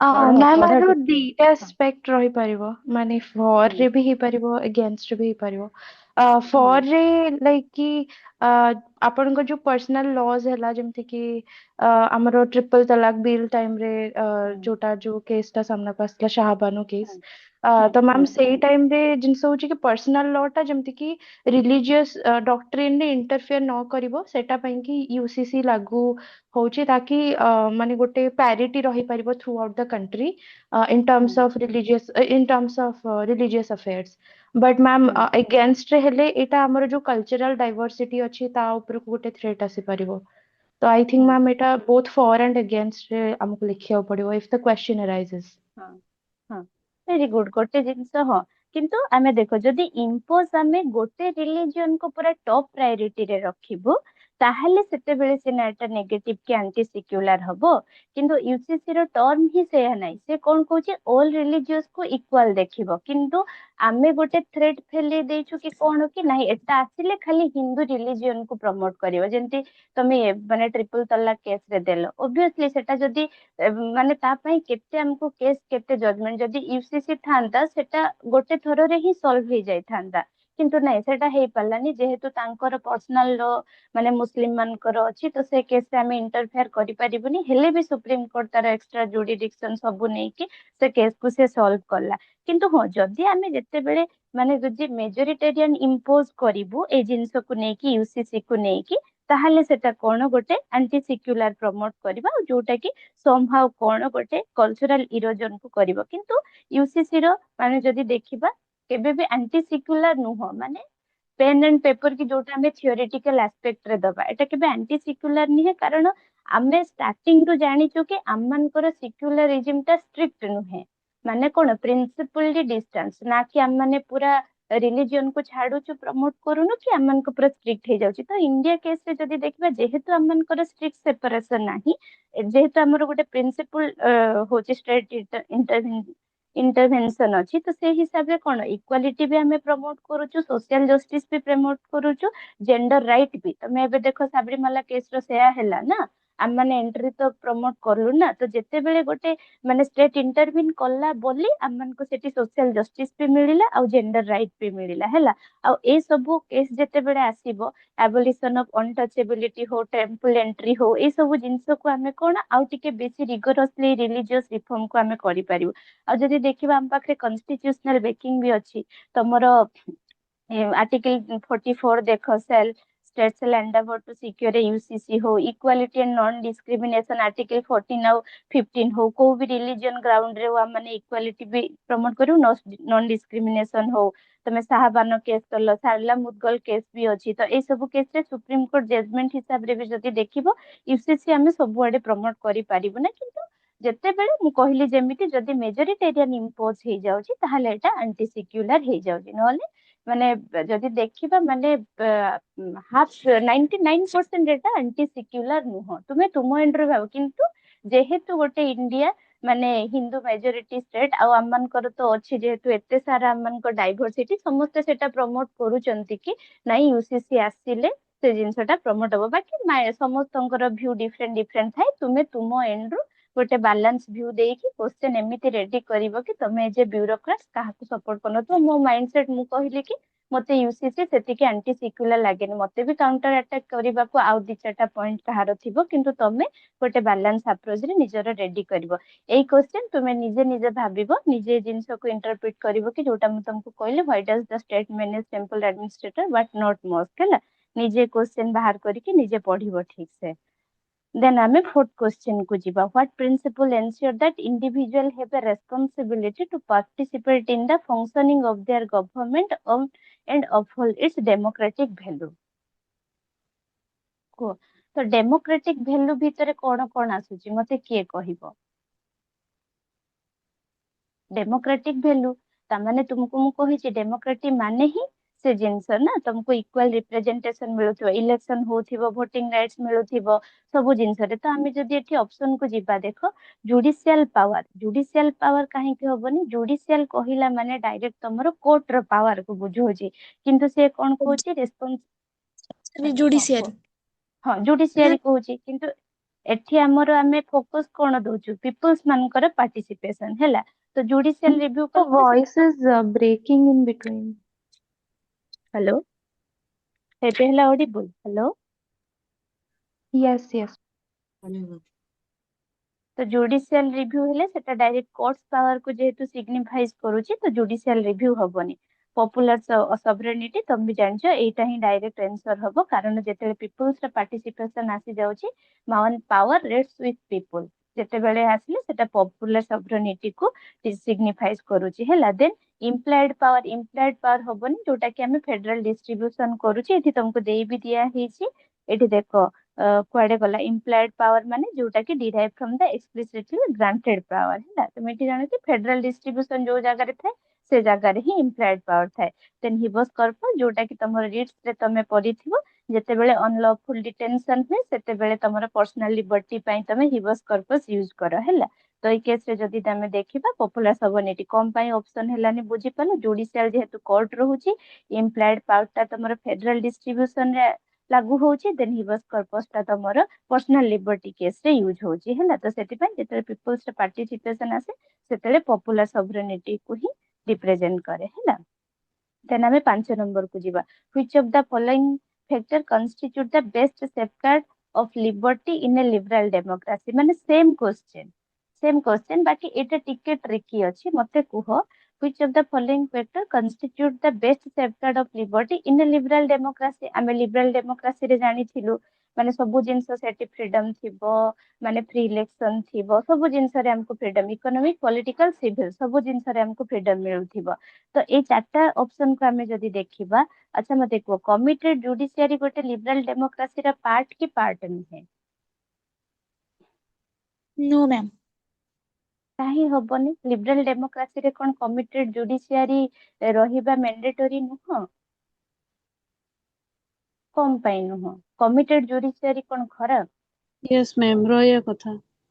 ରହିବା କଥା ତାହେଲେ ତମେ ଭାବ ଏଇଠି ତମକୁ ବି ଦେଖ ଆନ୍ସର ଦେଇଛି ସେପାରେସନ ଅଫ ପାୱାର ଆଚ୍ଛା ସେଣ୍ଟ୍ରାଲାଇଜ ଅଫ ପାୱାର କେବେ ବି ହବନି ତମେ ବି ଜାଣିଛ ଏଟା ଗୋଟେ ମାନେ ଅପୋଜିଟ ଥ୍ରେଟ ଟୁ ଲିବର୍ଟି ହେଲା ସେଣ୍ଟ୍ରାଲାଇଜେସନ ଅଫ ପାୱାର ତ ଏଟା ତ ଆମେ ଡାଇରେକ୍ଟ କଟ୍ କରିଦେଲେ କିନ୍ତୁ ଦେଖ କମିଟେଡ ଜୁଡିସିଆରୀ ଇଲେକ୍ଟେଡ ଗଭର୍ଣ୍ଣମେଣ୍ଟ ଭାଇ ଡେମୋକ୍ରାସି ୱାର୍ଡ ୟୁଜ ହେଇଛି ତ ଇଲେକ୍ଟେଡ ଗଭର୍ଣ୍ଣମେଣ୍ଟ ଅପସନ କାହିଁ ହବନି ବୁଝିପାରୁଛ ତ ଏଇଟା ହେଲା ତମମାନଙ୍କର ଗୋଟେ କନସେପଚୁଆଲ କ୍ଲାରିଟିର କ୍ୱେଶ୍ଚେନ ମୁଁ ଯେମିତି ତମକୁ କହିଲି ତମମାନେ ଖାଲି ଅଧା ପିଲା ଅପସନ ଘୁଷି ଦେଇଥିବ separation of power obviously separation of power ଆମେ ଏଥିପାଇଁ ନେଲୁ ସେପାରେସନ ଅଫ ପାୱାର ଟା କଣ ଗୋଟେ ପ୍ରିଭେଣ୍ଟ କରେ କନସେନ୍ଟ୍ରେସନ ଅଫ ଅଥରିଟି ଯୋଉଟା କି ଗୋଟେ କରପ୍ଟ କନଷ୍ଟିଟ୍ୟୁସନାଲିଜିମ ର ତମର ମାନେ କଣ ପାର୍ଟ ନା ହେଲା ବାକି ଏଇଟା ବି କମିଟେଡ ଜୁଡିସିଆରୀ ଆଉ ଇଲେକ୍ଟେଡ ଗଭର୍ଣ୍ଣମେଣ୍ଟ ବି ଗୋଟେ ଲିବରାଲ ଡେମୋକ୍ରାସିର ପାର୍ଟ କିନ୍ତୁ ଏଠି ଯଦି ତମକୁ ନା ଅପସନ ଏମିତି 1 2 3 2 3 4 ତାହେଲେ 1 3 4 4ଟା ସାରା ହେଇଥାନ୍ତା ମନେ ରଖ କିନ୍ତୁ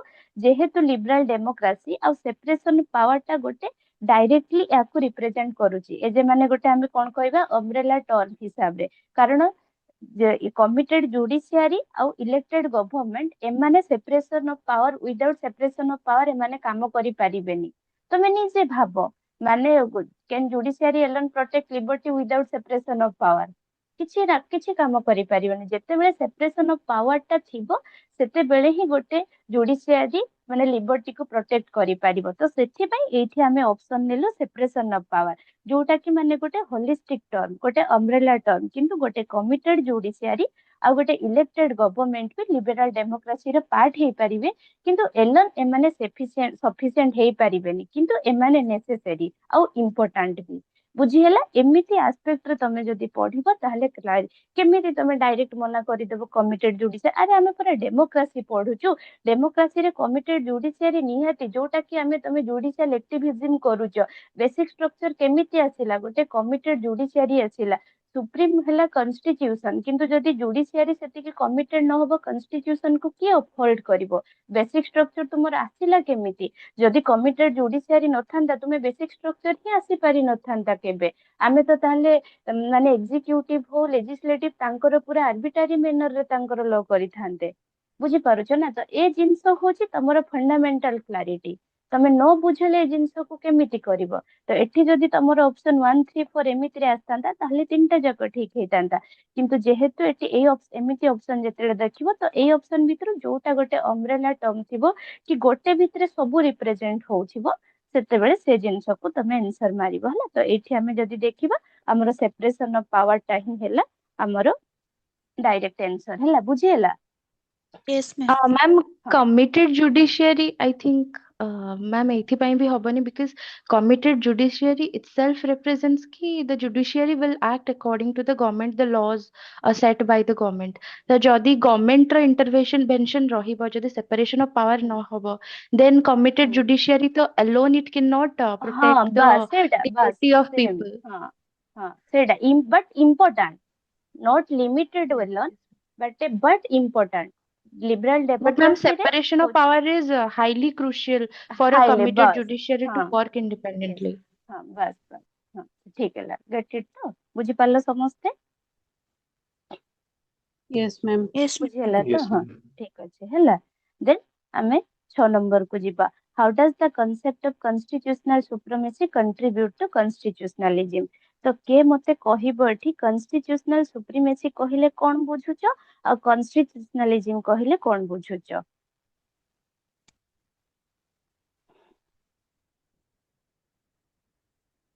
ଦେଖ ୱାର୍ଡ ର ମିନିଂ କିଛି ନାହିଁ, ନିଜେ ବି ତାକୁ ଇଣ୍ଟରଭିନ କରିପାରିବ, କିନ୍ତୁ Ma'am, ତମମାନେ ଯେହେତୁ ହଁ constitutionalism ହଁ and କୁହ।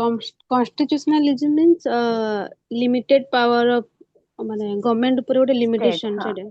ହଁ ହଁ ଆଉ very good. constitutional supremacy constitution is above all law ମାନେ ଆମେ ହଁ ଏମିତି ବାସ୍ କହିପାରିବା। Very good. ହଁ highest law of the land. ହଁ ଭେରି ଗୁଡ୍। ତ କନଷ୍ଟିଟ୍ୟୁସନ ତ ସିଏ କଣ କହୁଛି? How does the concept of constitutional supremacy contribute to constitutionalism? ଟିକେ ର ଫରକ। ବୁଝିପାରୁଛ? କିନ୍ତୁ ତମେ ଯଦି ୱାର୍ଡ କୁ ଠିକ ସେ ଡିକୋଡ ନ କରି ପାରିଲ, ମେ ବି କିଏ ପଢିଥିବ କିଏ ପ୍ରିଭିୟସ ଇୟର କ୍ୱେଶ୍ଚିନ୍ ସଲ୍ଭ କରିଥିବ, ତମମାନେ ୟାକୁ ଇଣ୍ଟରପ୍ରିଟ କରିପାରିବ। ବାକି ବୁଝ, ପଢୁଛ ଯଦି ଜିନିଷର କୋର ଫିଲୋସଫି ଟାକୁ ବୁଝିବାକୁ ସବୁବେଳେ ଟ୍ରାଏ କର। ଯେମିତି କି କହିଲେ ଯେ କନଷ୍ଟିଟ୍ୟୁସନାଲ ସୁପ୍ରିମେସି କଣ କହୁଛି? Constitution is the highest law of the land. ଏଟା ହେଲା ଆମର କନଷ୍ଟିଟ୍ୟୁସନାଲ ସୁପରମେସି। ଯେମିତି କି ତମର କହିବ କି ଆମର ଆର୍ଟିକଲ 13 ଆମେ ଦେଖୁଛୁ, ଯେ ବି ଲ ଭାয়োଲେଟ କରିବ ଫଣ୍ଡାମେଣ୍ଟାଲ ରାଇଟ୍ସ କୁ ସେଟା ମାନେ ଇନଭ୍ୟାଲିଡ ହେଇଯିବ। ଜୁଡିସିଆଲ ରିଭ୍ୟୁ ହୁଅ, ବେସିକ ଷ୍ଟ୍ରକ୍ଚର ଅଫ ଡକ୍ଟ୍ରାଇନ ଯୋଉଟା ତମ କେଶବାନନ୍ଦ ଭାରତୀ କେସରେ ଆସିଲା, ତ ଏଇ ସବୁ କେସରେ ଆମର କନଷ୍ଟିଟ୍ୟୁସନ ସବୁବେଳେ ସୁପ୍ରିମେସିରେ ରହୁଛି। କନଷ୍ଟିଟ୍ୟୁସନାଲିଜିମ ଇନ କଣ୍ଟ୍ରାଷ୍ଟ କଣ କହୁଛି? କନଷ୍ଟିଟ୍ୟୁସନାଲିଜିମ ମାନେ ଗୋଟେ ଷ୍ଟେଟ ପାୱାର ଟା ଲିମିଟେଡ ଥିବ, ରେଗୁଲେଟେଡ ବି ଥିବ, ଆଉ ଏକ୍ସରସାଇଜ ହଉଥିବ କାହା ଥ୍ରୋରେ? According to the constitution. Constitutional supremacy ଆଉ କନଷ୍ଟିଟ୍ୟୁସନାଲିଜିମ ମାନେ ରେଗୁଲେଟ ଷ୍ଟେଟ ର ପାୱାର ଟା ଲିମିଟେଡ ଥିବ, ରେଗୁଲେଟେଡ ଥିବ, ଆଉ ଏକ୍ସରସାଇଜ ହଉଥିବ ଏକର୍ଡିଂ ଟୁ କନଷ୍ଟିଟ୍ୟୁସନ। ହେଲା? ଯୋଉଟା କି କଣ କରିବ? ଇଣ୍ଡିଭିଜୁଆଲ ରାଇଟ କୁ ବି ମାନେ ଇଏ କରିବ, ପ୍ରୋଟେକ୍ଟ କରିବ, ଆଉ ତମର ଆର୍ବିଟ୍ରାରୀ ରୁଲ ବି ଯେତିକି ଆଣୁଛି ଲେଜିସ୍ଲେସନ ଓ ପାର୍ଲାମେଣ୍ଟ ହଉ ସେ ତାକୁ ବି ପ୍ରିଭେଣ୍ଟ କରିବ। ହେଲା? ତ ସେଇ ଆସ୍ପେକ୍ଟରେ କହୁଛି କେମିତି କନଷ୍ଟିଟ୍ୟୁସନାଲ ସୁପ୍ରିମେସି ଟା କଣ୍ଟ୍ରିବ୍ୟୁଟ କରୁଛି କନଷ୍ଟିଟ୍ୟୁସନାଲିଜିମ କୁ। ତମେ ସବୁବେଳେ ମନେ ରଖ, କନଷ୍ଟିଟ୍ୟୁସନାଲିଜିମ ମାନେ ଲିମିଟେଡ ଗଭର୍ଣ୍ଣମେଣ୍ଟ ଥିବ ଆଉ ରୁଲ ଅଫ ଲ ଥିବ। ବୁଝି ହେଲା? ତ ଏଇ ହିସାବରେ ଆମେ ଯଦି ଦେଖିବା ମାନେ ଆଉ ଗୋଟେ ଜିନିଷ ମନେ ରଖ ସବୁବେଳେ, ପାର୍ଲିଆମେଣ୍ଟ ପାୱାରଫୁଲ କିନ୍ତୁ କନଷ୍ଟିଟ୍ୟୁସନ ଟା ସବୁବେଳେ ସୁପ୍ରିମ। ଏଇ ୱାର୍ଡ ଦିଟା ପୁରା ମାଇଣ୍ଡରେ, ପାର୍ଲିଆମେଣ୍ଟ ଟା ପାୱାରଫୁଲ କିନ୍ତୁ କନଷ୍ଟିଟ୍ୟୁସନ ଟା ସୁପ୍ରିମ ହେଲା। ତ ଏଇ ଆସ୍ପେକ୍ଟରେ ତ ମନେ ରଖିବ କି ଯାହା ବି ହଉଛି ସେଥିପାଇଁ ଆମର ଇଣ୍ଡିଆ ଗୋଟେ କନଷ୍ଟିଟ୍ୟୁସନାଲିଜିମ କୁ ମାନେ ବେଷ୍ଟ ୱେ ରେ ପ୍ରମୋଟ କରେ ହେଲା। ତ ଏଠି ଯଦି ଦେଖିବା ଆମେ ସେ କଣ କହୁଛି, ଇଟ ଏଷ୍ଟାବ୍ଲିଶ ଦ ଏକ୍ଜିକ୍ୟୁଟିଭ ଏଜ ଦ ସୁପ୍ରିମ ଅଥରିଟି। ନାହିଁ ଆମେ ଜାଣିଲୁ ପରା କନଷ୍ଟିଟ୍ୟୁସନାଲିଜିମ ମାନେ କନଷ୍ଟିଟ୍ୟୁସନ ହିଁ ଉପରେ ରହିବ। ତ ଏଟା ଆମ ଡାଇରେକ୍ଟଲି ଏଲିମିନେଟ ହେଇଗଲା। ଇଟ ପ୍ଲେସେସ ଦ କନଷ୍ଟିଟ୍ୟୁସନ ଏବଂ all laws and government action making it supreme legal authority. Direct ମାନେ କନଷ୍ଟିଟ୍ୟୁସନାଲିଜିମ ର ମିନିଂ ଯାହା କହୁଛି ସେଇ ହିସାବରେ ହିଁ ତାକୁ ପ୍ରମୋଟ କରୁଛି। ଦେନ୍ ଇଟ ପ୍ରାୟୋରିଟି ଦ ଲେଜିସ୍ଲେଟିଭ ବ୍ରାଞ୍ଚ। ନା ଏଟା ତ କନଷ୍ଟିଟ୍ୟୁସନ ଉପରେ, ନା କି ଏକ୍ଜିକ୍ୟୁଟିଭ ନା ବି ଲେଜିସ୍ଲେଟିଭ, ଏଟା କିଛି ବି ମ୍ୟାଟର କରେନି। ଇଟ emphasise the importance of ଅନରିଟନ constitutional tradition. କେବେ ବି ନୁହେଁ, ଆମର ତ ପୁରା ରିଟର୍ନ ପୁଣି ଏତେ ସବୁଠୁ ଲେଙ୍ଗଦି କନଷ୍ଟିଟ୍ୟୁସନ, ଅନରିଟନ ଟ୍ରାଡିସନ ଟା ହଉଛି ୟୁକେ ର, ନା କି ଏଟା ଇଣ୍ଡିଆର ହେଲା। ତ ଏଠି ଆମର କରେକ୍ଟ ଅପସନ ହେଲା ବି, ଯୋଉଟା କି କଣ, it places the constitution above all laws and government action making it the supreme legal authority ହେଲା। ତ ଏଟା ମନେ ରଖିବ, ତ କନଷ୍ଟିଟ୍ୟୁସନାଲିଜିମ ରେ ସବୁବେଳେ ଆମର କଣ, ମାନେ ପାର୍ଲିଆମେଣ୍ଟ ଟା ପାୱାରଫୁଲ ଥିବ କିନ୍ତୁ କନଷ୍ଟିଟ୍ୟୁସନ ଟା ସବୁବେଳେ ସୁପ୍ରିମ ହେଲା। ଆଉ ରୁଲ ଅଫ ଲ କୁ ଫଲୋ କରୁଥିବ ସେ ସବୁବେଳେ। ବୁଝିହେଲା?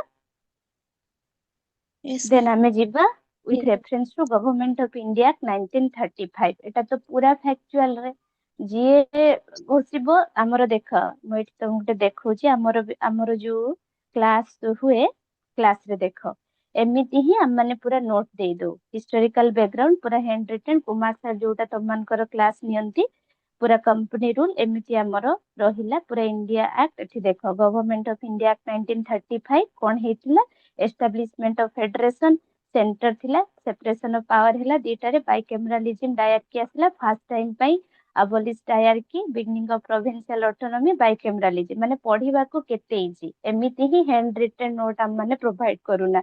Federal court, central bank, federal PCS province separated କଲା ବର୍ମାଠୁ, ଯୋଉଟା କି ବ୍ରିଟିଶ ଇଣ୍ଡିଆଠୁ, ଆଉ new province Sindh and Odisha. ସେଥିପାଇଁ ଆମର 1936 ରେ ଫାର୍ଷ୍ଟ ଓଡିଶା ଆସିଥିଲା, ଏକ୍ସଟେଣ୍ଡେଡ କମ୍ୟୁନାଲ ରିପ୍ରେଜେଣ୍ଟେସନ କାହାକୁ, ଓମେନ କୁ ଏକ। ତ ଏମିତି ଆମେ ପୁରା ନୋଟ ଦଉ, ତାପରେ ପୁରା କେମିତି ଆମର କଣ କଣ କ୍ୱେଶ୍ଚେନ ପଡିଥିଲା ସେଇ ହିସାବରେ ଆମମାନଙ୍କର ପୁରା ଡିସ୍କସନ ହେଇ ଚାଲେ। ଏଟା ଆମର ଯୋଉ ପ୍ରିଲିମ କୋର୍ସ ମଡ୍ୟୁଲ ଚାଲିଛି, ତ ସେଇଠି ହିଁ ଆମର ଏମିତି ନୋଟ ଏମିତି ଡିସ୍କସନ ହେଲା। ତ ଆମେ ଯଦି ଦେଖିବା, ଦେଖ ଗଭର୍ନମେଣ୍ଟ ଅଫ ଇଣ୍ଡିଆ 1935 ରେ ଏଇ ରୁଲ ସବୁ ଆସିଥିଲା। ତ ଏଟା ପୁରା ତମ ପାଇଁ ପିଓର ଫ୍ୟାକ୍ଚୁଆଲ, ଯାହା ପଢିଥିବ ସେଇଟା ହିଁ ମନେ ରଖିବ, ଘୋଷିବାକୁ ହିଁ ପଡିବ ଏ ଜିନିଷ କଣ କରିବାକୁ।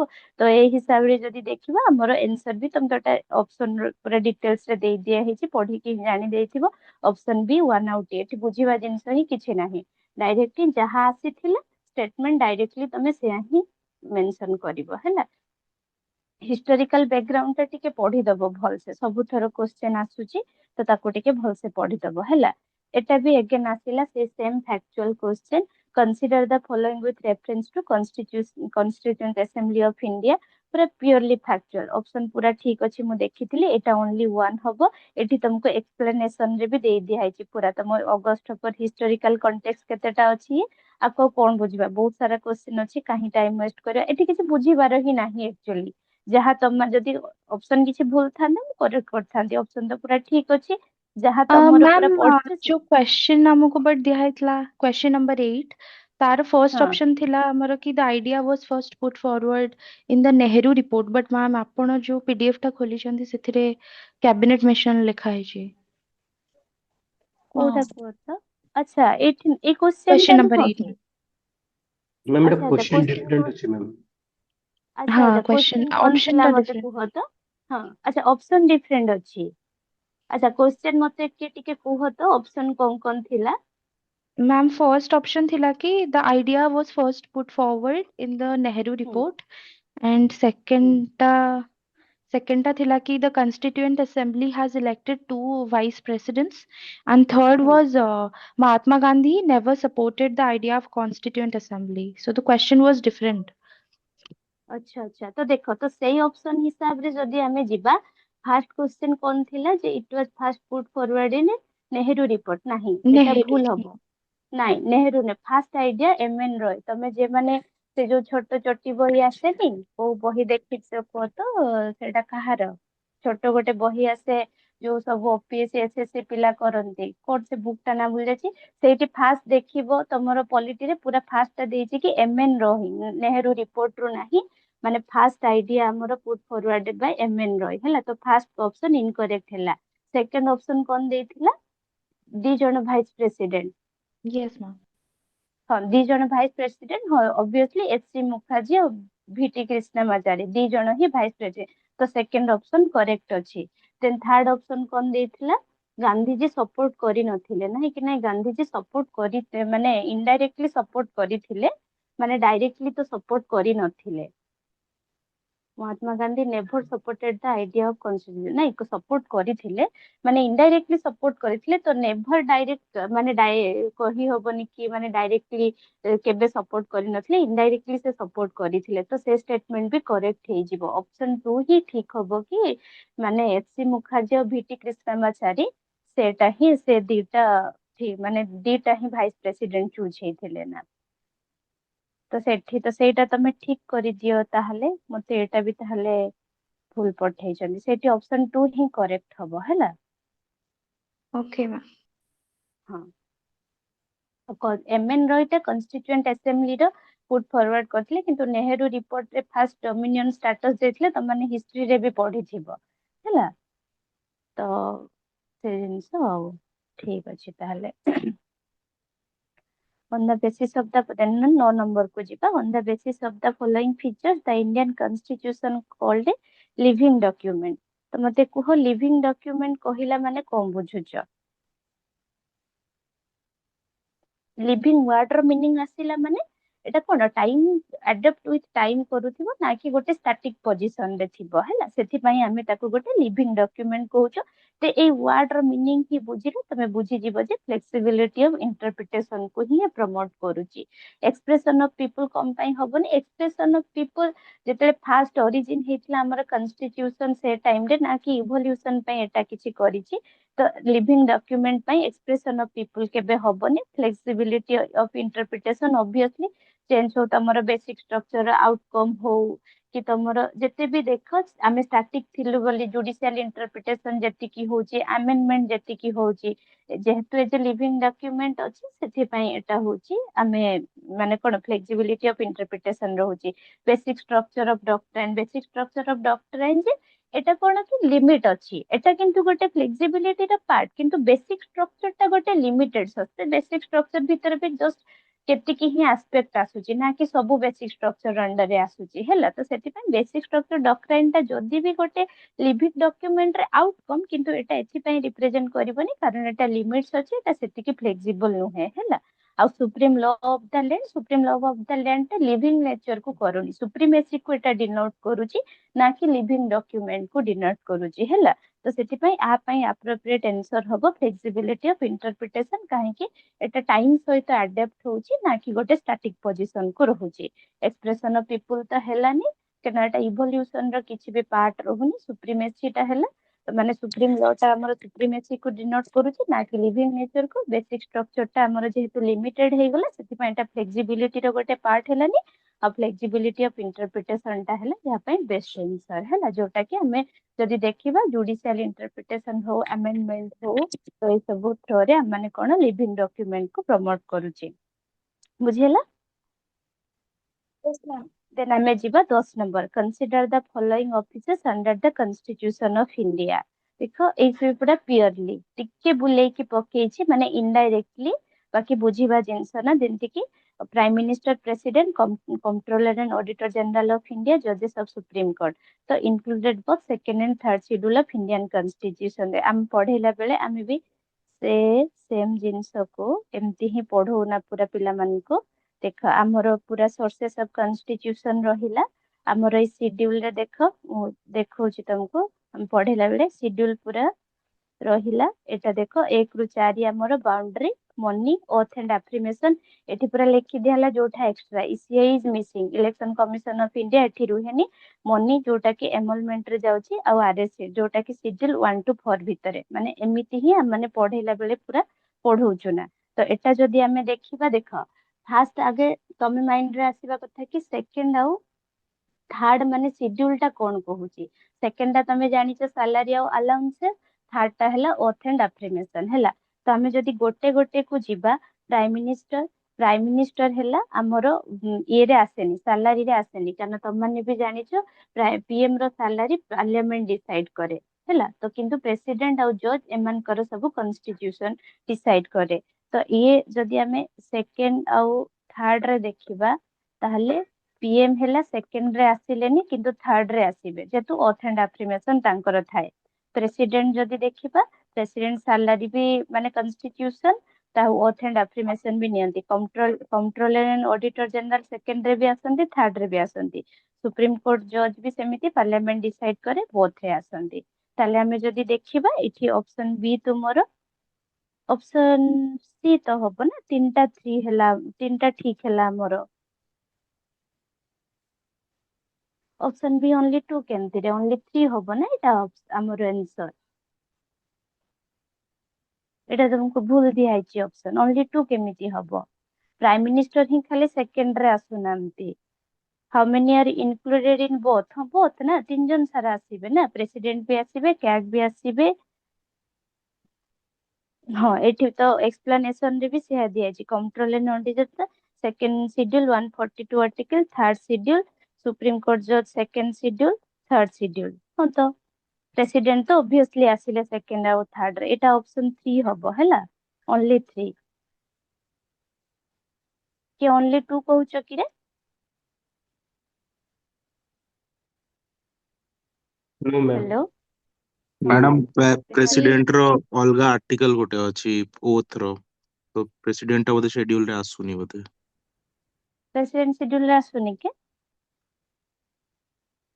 पूरा सेपरेट sure आर्टिकल अछि बोधे मैडम केते आर्टिकल को तो बाकी कॉन्स्टिट्यूशन डिसाइड हैला ना सेटा।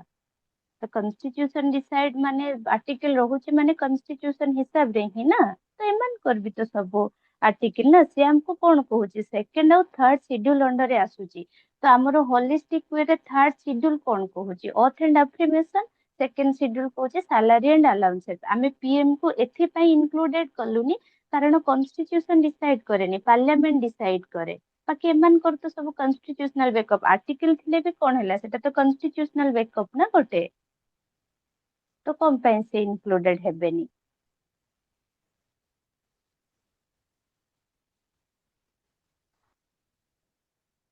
एठी प्राइम मिनिस्टर है not included in second schedule करना the salary of prime minister is written by the law जोटा कि parliament but not listed in the second schedule. एटा 3 हबो तुम देखियो निजे आउथरे तम ये भूल देछि हैला तुम मैम निजे थर्ड शेड्यूल देखो रे प्रेसिडेंट माने इंक्लूड नांती नांती ना कोन ପାଇଁ तो अछंती यूनियन मिनिस्टर हाँ मेंबर ऑफ पार्लियामेंट जज of supreme court high court हाँ members of the state legislature candidate हाँ जो माने इलेक्शन होते स्टेट लेजिस्लेचर को और पार्लियामेंट को हाँ controller and auditor general state हम्म। मिनिस्टर एतिकी ही अछंती। अच्छा प्रेसिडेंट सैलरी टा कॉन्स्टिट्यूशन प्रेसिडेंट सैलरी केमिति नियंती consolidated fund of India direct partition। अच्छा अच्छा हो ठीक अच्छे तमें एटा टिके देखो मु भी आउथरे रिवेरीफाई करके कहबी हैला नेक्स्ट क्लास रे तुमको मत लाग थर्ड शेड्यूल रे काहे सुनाम जे प्रेसिडेंट रे भी ठीक छै एक्सप्लेनेशन दिया इन पहले सब बसिबे बोझे हो ठीक अच्छे ताको टिके रिवेरीफाई करबे नेक्स्ट चलो 11 number question which of the following can not be term as a function of Indian constitution. तो इंडियन कॉन्स्टिट्यूशन तमे समस्त जानिछो तो कुह मते से हिसाब रे बुझिबार तो किछि नै provide a set of basic rule that allows the minimal coordination among the member of the society can not be following can not be term it can not आसला देखो मैं पॉजिटिव नेगेटिव एस्पेक्ट रे पढि थांती ना। तो एटा हैला can not कहिछि माने provide a set of basic rule that allows option for a minimal coordination of a member of society obviously set of basic rule त हम पक्के अछि जेंति कि हमें कहबा framework of गवर्नमेंट हो स्टेट पावर को लिमिट हो गोटे गवर्नेंस पई गाइड्स हो डीपीएसपी जेंति गोटे स्टेट को गवर्नेंस करिवा पई अछि। तो ଏଟା ଆମେ ଯଦି ଦେଖିବା ଫାଷ୍ଟ ଆମର ଠିକ ହଉଛି ହେଲା individual needs some basic rule publicly promulgated known as the all member that group to achieve the minimal degree of coordination then କହିଲେ to specify the exact procedure for conducting the election at various level ନାଇଁ ଏଇଟା କେବେ ବି ନୁହଁ କାରଣ exact procedure କିଛି ନାହିଁ ଆମେ ଜାଣିଛୁ ଇଲେକ୍ସନ ଡିଟେଲ୍ସ ଟା ଆମର representation of people act under ରେ ଆସୁଛି ଏଟାକୁ ଆମର ଇଣ୍ଡିଆନ ମ୍ୟାମ୍ ECI ବି କିଛିଟା ଗାଇଡଲାଇନ୍ସ ପ୍ରୋଭାଇଡ କରେ ସେଥିପାଇଁକା ଏଟା ଏକ୍ସାକ୍ଟ କନଷ୍ଟିଟ୍ୟୁସନ ନା ପ୍ରୋଭାଇଡ କରେ ଏକ୍ସାକ୍ଟ ନା ଇସିଆଇ ଏକ୍ସାକ୍ଟ ପ୍ରୋସିଜିଅର କନଷ୍ଟିଟ୍ୟୁସନ ରେ ଇଲେକ୍ସନ ର ମାନେ କଣ୍ଡକ୍ଟିଂ ଇଲେକ୍ସନ ସେ ନା ମ୍ୟାମ୍ ଦିଏ ସେଇଟା ହିଁ ସେ କହୁଛି ଯୋଉ କି ସେଟା କନଷ୍ଟିଟ୍ୟୁସନ ରେ ହଁ ମେନସନ ନାହିଁ ବଟ୍ ନାହିଁ ସେଟା ECI କିଛିଟା ଗାଇଡଲାଇନ୍ସ ରିପ୍ରେଜେଣ୍ଟେସନ ପ୍ରୋଭାଇଡ କରେ ଇସିଆଇ ଦିଏ ଯେ କୋଉ ଗାଇଡଲାଇନ ହିସାବରେ representation of RPA people act ହିସାବରେ ଆଜ୍ଞା ବାସ୍ ତ ସେଇଟା କନଷ୍ଟିଟ୍ୟୁସନ ନାହିଁ ନା ସେଇଟା ମୁଁ କହୁଛି ତ ଏକ୍ସାକ୍ଟ ପ୍ରୋସିଜିଅର ଟା ଆମର ରିପ୍ରେଜେଣ୍ଟେସନ ଅଫ ପିପୁଲ ଆକ୍ଟ ରେ ଅଛି ହେଲା ନା କି କନଷ୍ଟିଟ୍ୟୁସନ ରେ ଅଛି ସେଥିପାଇଁ ଏଟା ଆମର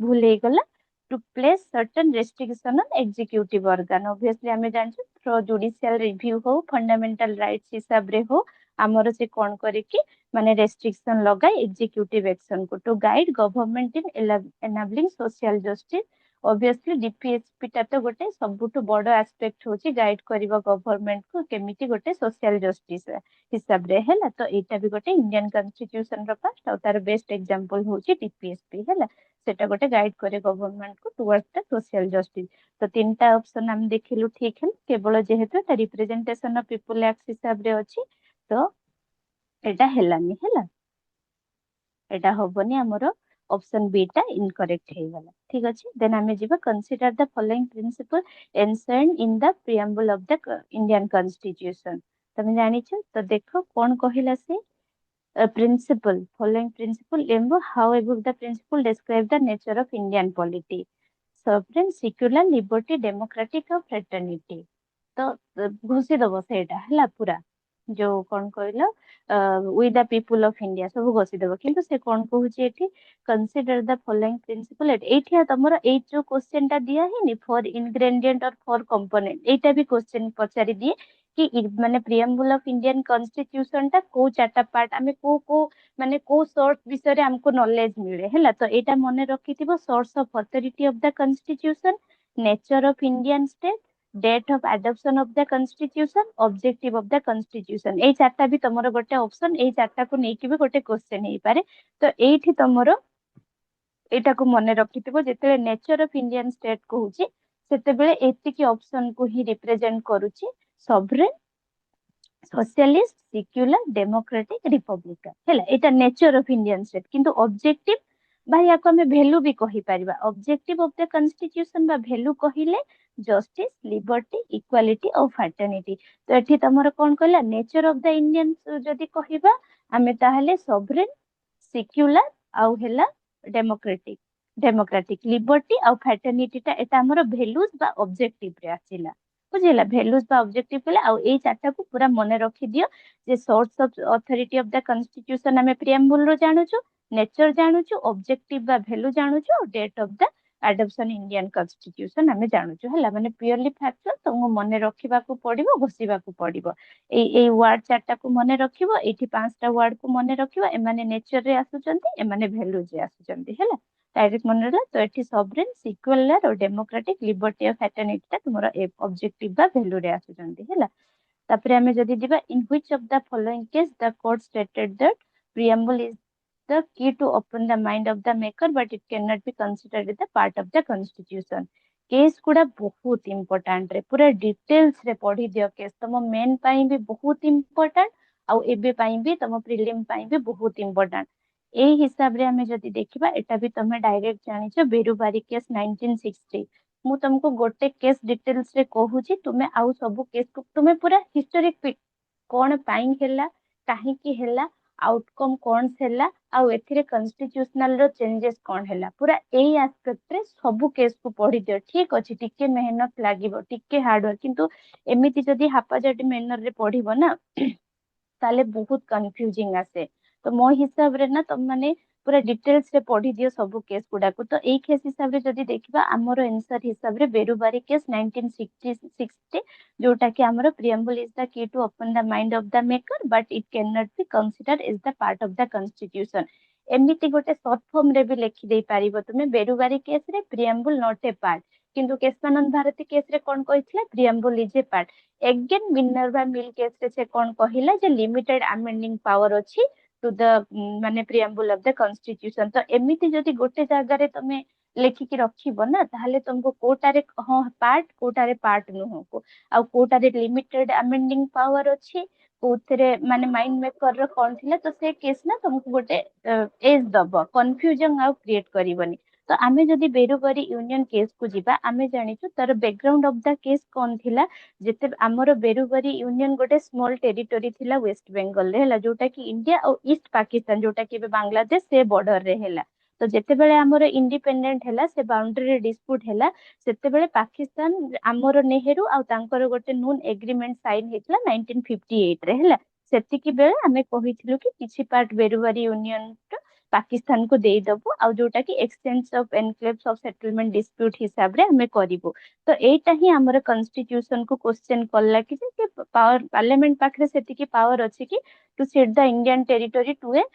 फॉरेन कंट्री जदि अछि तो ताले केमिति हेई पारिबो एटा गोटे हम कॉन्स्टिट्यूशन रे क्रिएट कला तो फास्ट के आम पाखरे गोटे आर्टिकल 3 आगुरु ही अछि जोटा कि कोन अल्टरेशन ऑफ स्टेट बाउंड्री हमें जानि जे किंतु सेटा सफिशिएंट थिला कि कारण आफ्टर इंडिपेंडेंट एटा ही फर्स्ट केस थिला बेरुबारी माने माने एंटी टेरिटरी डिस्प्यूट नै कि जदि आ पई जदि हमें जानिछु आर्टिकल 3 हमें जानिछु कॉन्स्टिट्यूशनल अमेंडमेंट जोटा आर्टिकल 368 अछि सेटा ए माने seed of the territory under रे आसुची कि नै सेटा गोटे अगेन क्वेश्चन करला तो जेते बेले कोर्ट को गला गवर्नमेंट तो फास्ट करला कि हां हमें जेहेतु ताकू डिस्प्यूट सॉल्व करिवार थिला से कोन कला कि हां हमें खाली आर्टिकल 3 हिसाब रे बाउंड्री अल्टर करि दबो ता पई हमको किछि अमेंडमेंट दरकार नै ऑर्डिनरी लॉ हिसाब रे हमें टेरिटरी बा किंतु बहुत सारा अपोजिंग व्यू आसिला कि नाही कि एटा गोटे जेहेतु हमें प्रिएम्बुल रे सॉवरेन वर्ड यूज करिछु तो इंडिया रो सॉवरेनिटी को एटा गोटे अफेक्ट करूची आ जोटा कि may be Etah explicitly mention नाही किंतु एटा गोटे कोन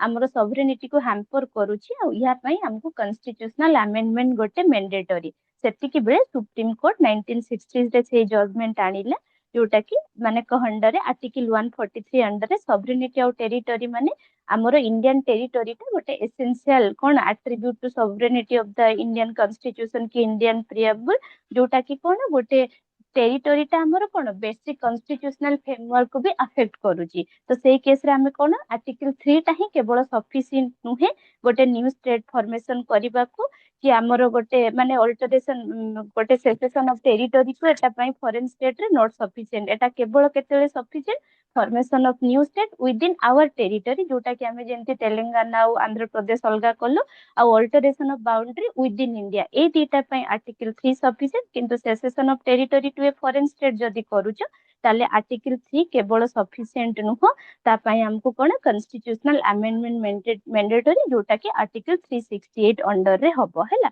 आ सेटा कोन government exactly ordinary law through रे ताकू ये करि पारिबनी बुझी हला तो ए आउटकम रे हमरो बेरुबारी यूनियन केस जोटा आसला 9th कॉन्स्टिट्यूशनल अमेंडमेंट आसिला 1916 रे जोटा कि नेहरू नून एग्रीमेंट को गोटे कॉन्स्टिट्यूशनल वैलिडिटी देला आउ बेरुबारी टेरिटरी को ट्रांसफर करि देला से ईस्ट पाकिस्तान जोटा कि बांग्लादेश को हैला तो एई केस रे कोन हैला फर्स्ट टाइम पई हमरो कोन फास्ट केस फास्ट जजमेंट रे एटा गोटे पार्लियामेंटरी पावर को गोटे लिमिटेड बने देला नाही कि जोटा कि हमें सेटा कोन से माने जहां भी करि थांते जदि से केसटा सेते बेले पास हे जाथांता तो माने किछि भी करि पारथांते गोटे गवर्नमेंट आसला एबे कहि थांता हम अरुणाचल प्रदेश को देई दबु चाइना को किछि करि हे न थांता बाकी बहुत एटा गोटे कोन रिमार्केबल जजमेंट थिला कि नाही तमे जदि सेसेशन ऑफ फॉरेन टेरिटरी करूछ ताहले तमे अमेंडमेंट करि पारिबो पुनी 360 अमेंडमेंट रे भी बहुत सारा प्रोसीजर अछि तो एटा कोन कला कि पार्लियामेंट को गोटे कोन लिमिटेड पावर देला जोटा कि पार्लियामेंट सेटकी सॉवरेन हिसाब रे काम करि पारलानी आ गोटे